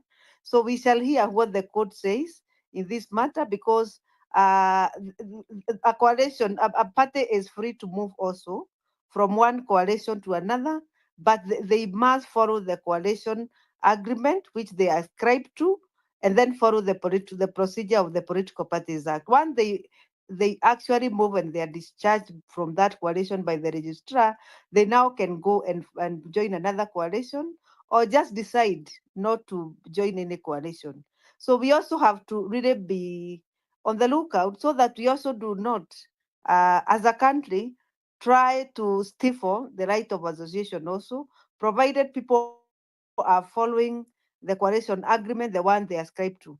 And then you must read the coalition as a party. Once you agree and you enter into a coalition, then you must follow the rules of that coalition. And as a regulator, that's what we have ensured, that parties are following the rules they actually agreed to put in paper. And after that, once you are discharged, you can now move to any other. So I don't think there's any coalition, there's any confusion or policy gap. The only thing, and I think I've said here, maybe we need to introduce in the Political Parties Act, in the pre-election coalition agreement, once you enter, it expires upon election, so that parties probably can be free if they want to form now post-election coalitions, so that we don't have this kind of back and forth and people thinking that it's after elections, probably we may need to move. Or we say by law, once you join a coalition pre-election, you are not free at all, because rights are also limited to the extent to which you also commit yourself as a political party. So we need to be very clear and categorical about that matter, so that we look at the right of association in a broader perspective. Thank you very much. Thank you, Daktari, for that clarification. I hope Owino Mbogo is satisfied with that question. Briefly, as we want to wind up, Honorable Kaluma, I think Professor Kifota Kibwana had raised one query for you regarding the appending signatures that we know it is the two leaders, or is it the parties? So down there, when they're penning their signatures, is it the parties or it is the two leaders? You can clarify that. Very, very pithy, very terse, very brief. Yeah, thank you very much, Dibal, and thanks to the participants at the forum. Professor Kibwana taught me law at the University of Nairobi, and I've never regretted so. I benefited a lot from his teachings, and I continue to benefit from his wisdom. The concern of Prof, as I understand it, is how come it is being said it is a mere cooperation and not a coalition, and why then, if it is a mere cooperation, are we having members of the ODM party being appointed to serve in civil service, in public service, and in government? Prof, I look at Article 232 of the Constitution entitles all Kenyans to be included in any government of the country at any particular time. In fact, I look at that Article 232 at sub-article 1GHI requires what has been summed up as the face of Kenya in the composition of public service and of course including state offices. And so it does not say that the face of Kenya being contemplated in terms of integration of people from both gender, minorities, people from all ethnic communities, people from, people with disability, and all those other categories of people are to be merely people whose presidential candidate won the election. And so the president, in implementing that constitutional provision and the provisions to which he reports to the House at least once every year, has to integrate everybody and people from all communities. And remember, our political parties are also predominantly, tribe-based. Like if you spoke about Wiper, you will not go beyond currently Ukambani. ODM at least, is spread up across the country, but still does not take away the fact that you'll see some ethnic, formations around the party. So the president is in his right place to appoint anybody. And our insistence on this in terms of equity and inclusivity is because those two values are in Article 10 of our Constitution, which set out the national values and principles of governance. In fact, the fact that our people or people associated with the ODM party were not appointed before, was a violation of the Constitution, which this MOU is in part curing. I think the main concern, Dibal, should be how then, these people are appointed. You saw we have a very young person in Fikirini Jacobs from, the coast. You have people from Northeastern, you saw them celebrating because they were excluded before. You have people from Nyanza, you have people from Western, you have people from across the country, Northeastern, and everywhere. And that is how we should go. We should discourage situations where people are being called to be outsiders in terms of relationship with government when they are taxpayers, and yet they are also, equal Kenyans and people who should equally share in the resources. Because if we allowed that, then it is what builds in this attitude in sections of the country that they vote in a president so that they exclusively enjoy the resources of the nation, while excluding other Kenyans. That is, of course, unconstitutional. The last part was whether this is an agreement between the two leaders of the respective parties or the party. I mean, when we read the MOU, it was confirmed that I was personally there. We were there as members of the ODM and members of UD, and you saw even the party officials speak, including those party officials, from our side, whom, some Kenyans believed, would not be supportive of an arrangement that involves UDA. So this one was an agreement between two political parties to achieve that end. And let me just say in ending, Dibal, that you remember when the Gen Z protests were coming to an end with the withdrawal of the finance bill, our party leader, together with us, called for a national people's conversation. And the Gen Z said, there is no need for dialogue or national people's conversation. Everything they were demanding were in the Constitution and just required implementation.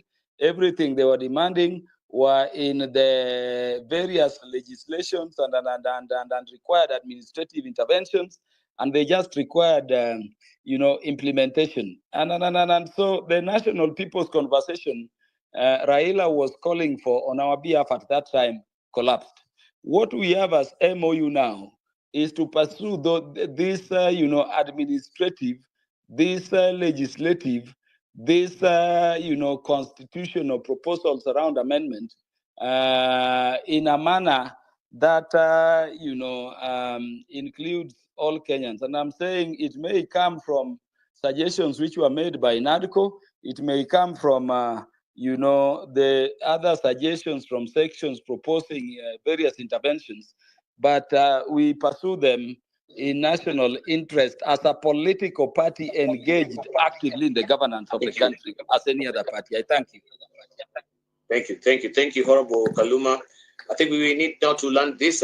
We are running out of time, way beyond time. So I want first of all to say thank you for being amazingly patient. I just want to give closing remarks to our panelists. I see also Dr. Andy Ritu, she's dropped along the way. I think we've kept her for long. And I know there were so many questions lined up, but we are strapped for time, and I know they'll just create also more conversations because they need to be answered. So I just want to give opportunity to our panelists to just give their closing remarks in this regard. We can begin with Dr. Martin Olo, please. Kindly make it brief as well, very brief. Well, just to thank everyone who has made a contribution and to say that perhaps this debate is only beginning and that we need more and more. I would like us to interrogate some of these issues and particularly how we can actually make long-lasting contributions to our issues. We cannot be making a constitution today, getting dissatisfied with it, tinkering with it tomorrow, going back and forth. I think we need to settle and agree that our issues are not about the constitution. It's about our political hygiene. It's about our fidelity to the law. It's about our resolve to run one nation, to be together as Kenyans. It cannot be today we are okay, tomorrow we want something else. So we do have an opportunity to continue this conversation and to continue challenging ourselves to be Kenyans, not just because the constitution says so, not because it's convenient to do so, but it's because it's the right thing for us to do. It's the right thing for us to bequeath this generation with the kind of reforms that will take them even to greater heights. So thank you very much. And it's been long for sure, but I'm glad we are coming to the end of it. Over. Thank you for being amazingly patient and putting up with me until this time. Professor Macharia as well, let's hear from you briefly. Your closing remarks. Kindly unmute if you're speaking. Thank you. Yeah.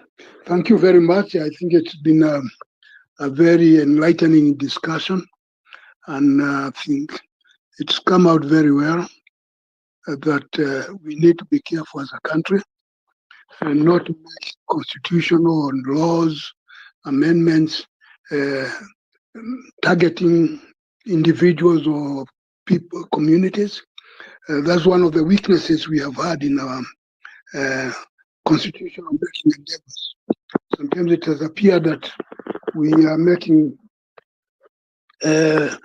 provisions to suit certain individuals or peoples, and there is then the trap that we fall into, because when the expectations do not materialize, then we are driven to try and change them again, that kind of thing. So it's a healthy discussion. I think there should be more of it so that these things can be thrashed out. Otherwise, thank you very much for the opportunity. Thank you, Professor Macharia Munene there. Professor Kifila Kibwana, here, let me just invite you to speak as well. I think you dropped to the listener. If you can just give your closing remarks. Kifila Kibwana. Kifila Kibwana. All right, as he's trying to accept my invite, let's hear from Mule Musau. Your closing remarks, sir. Thank you very much for your contribution. I really do appreciate and being amazingly patient. Thank you very much, Dibal. And I think I must also say that Dibal and Benji, Honorable, Kaluma, and all, the very, very eloquent Professor Martin, Mule, all. I think this and Anne was dropped. I think this is really a very, very important conversation that you have started, and I hope even next week, because we have started and we have kind of scratched the surface, that this is something that you need to kind of continue with, because it's very, very important. And just to say that we have to be very careful with the electoral reforms that we are doing within Parliament. When the majority of Parliament can more or less pass anything, even though sometimes we are told we have public participation, but it is not robust.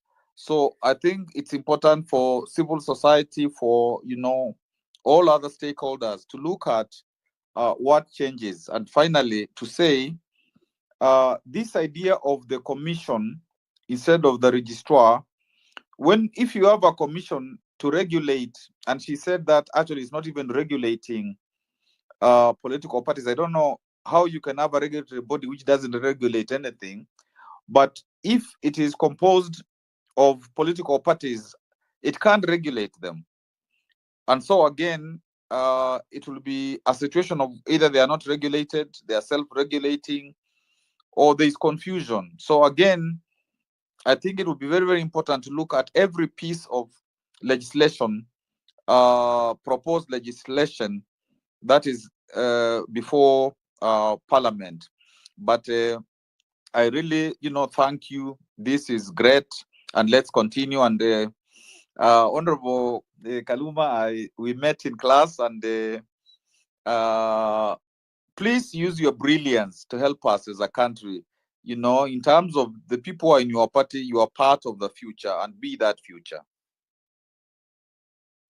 Thank you, Prof, for the winsome words of wisdom there. We really do appreciate, and hopefully, yes, we can continue to carry on with this conversation. Thank you for your sentiments. I really do appreciate it. Mule Musa, I think you were interrupted. Sorry about that. I yield the floor to you. No problem. I have to give my senior the first opportunity. As everybody else has said, this is a very good conversation that we are beginning. Hopefully, we can be able to make it very consistent so that I can be able to have these conversations. My parting shot is that I think the solution to all our problems in this country, because everybody has their rights, all citizens have their rights, it is to make all the processes people-driven. If we can achieve that, if we can reach out to the people in all these processes and try to ensure that they are part of the process, not just artificially, but they participate in every of these processes, we'll have done a lot of work in terms of redeeming ourselves, because whether it's about the cost, whether about opaqueness, transparency issues, if the people are involved, we'll have solved that problem. But the hope is that if we continue these conversations, then this is a message that will be able to reach far and wide. And I want to thank all the other panelists and our listeners for keeping up with the conversation and making it very lively. Thank you very much, Tiba. Thank you. Thank you, Musa Mule, the National Coordinator of Iebc. We really thank you. And finally, let's hear from Honorable Peter Kaluma. Your closing remarks. Remember to unmute, sir. Debal, let me begin by thanking you for organizing this, and particularly for the topic which you chose we should engage on, and the time that we are engaging in it. Let me also, thank you for the very deliberate selection of the depth and breadth of knowledge and knowledgeable persons on the forum. It is always very enriching to listen to Professor Masharia, Professor Kivuta Kibwana, Martin Olo, Mule, and of course, all who have contributed on the forum.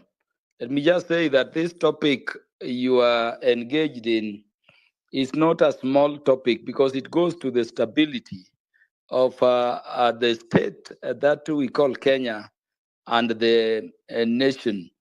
And I've personally engaged in it for over 13 years now, bringing on board my experiences, my knowledge.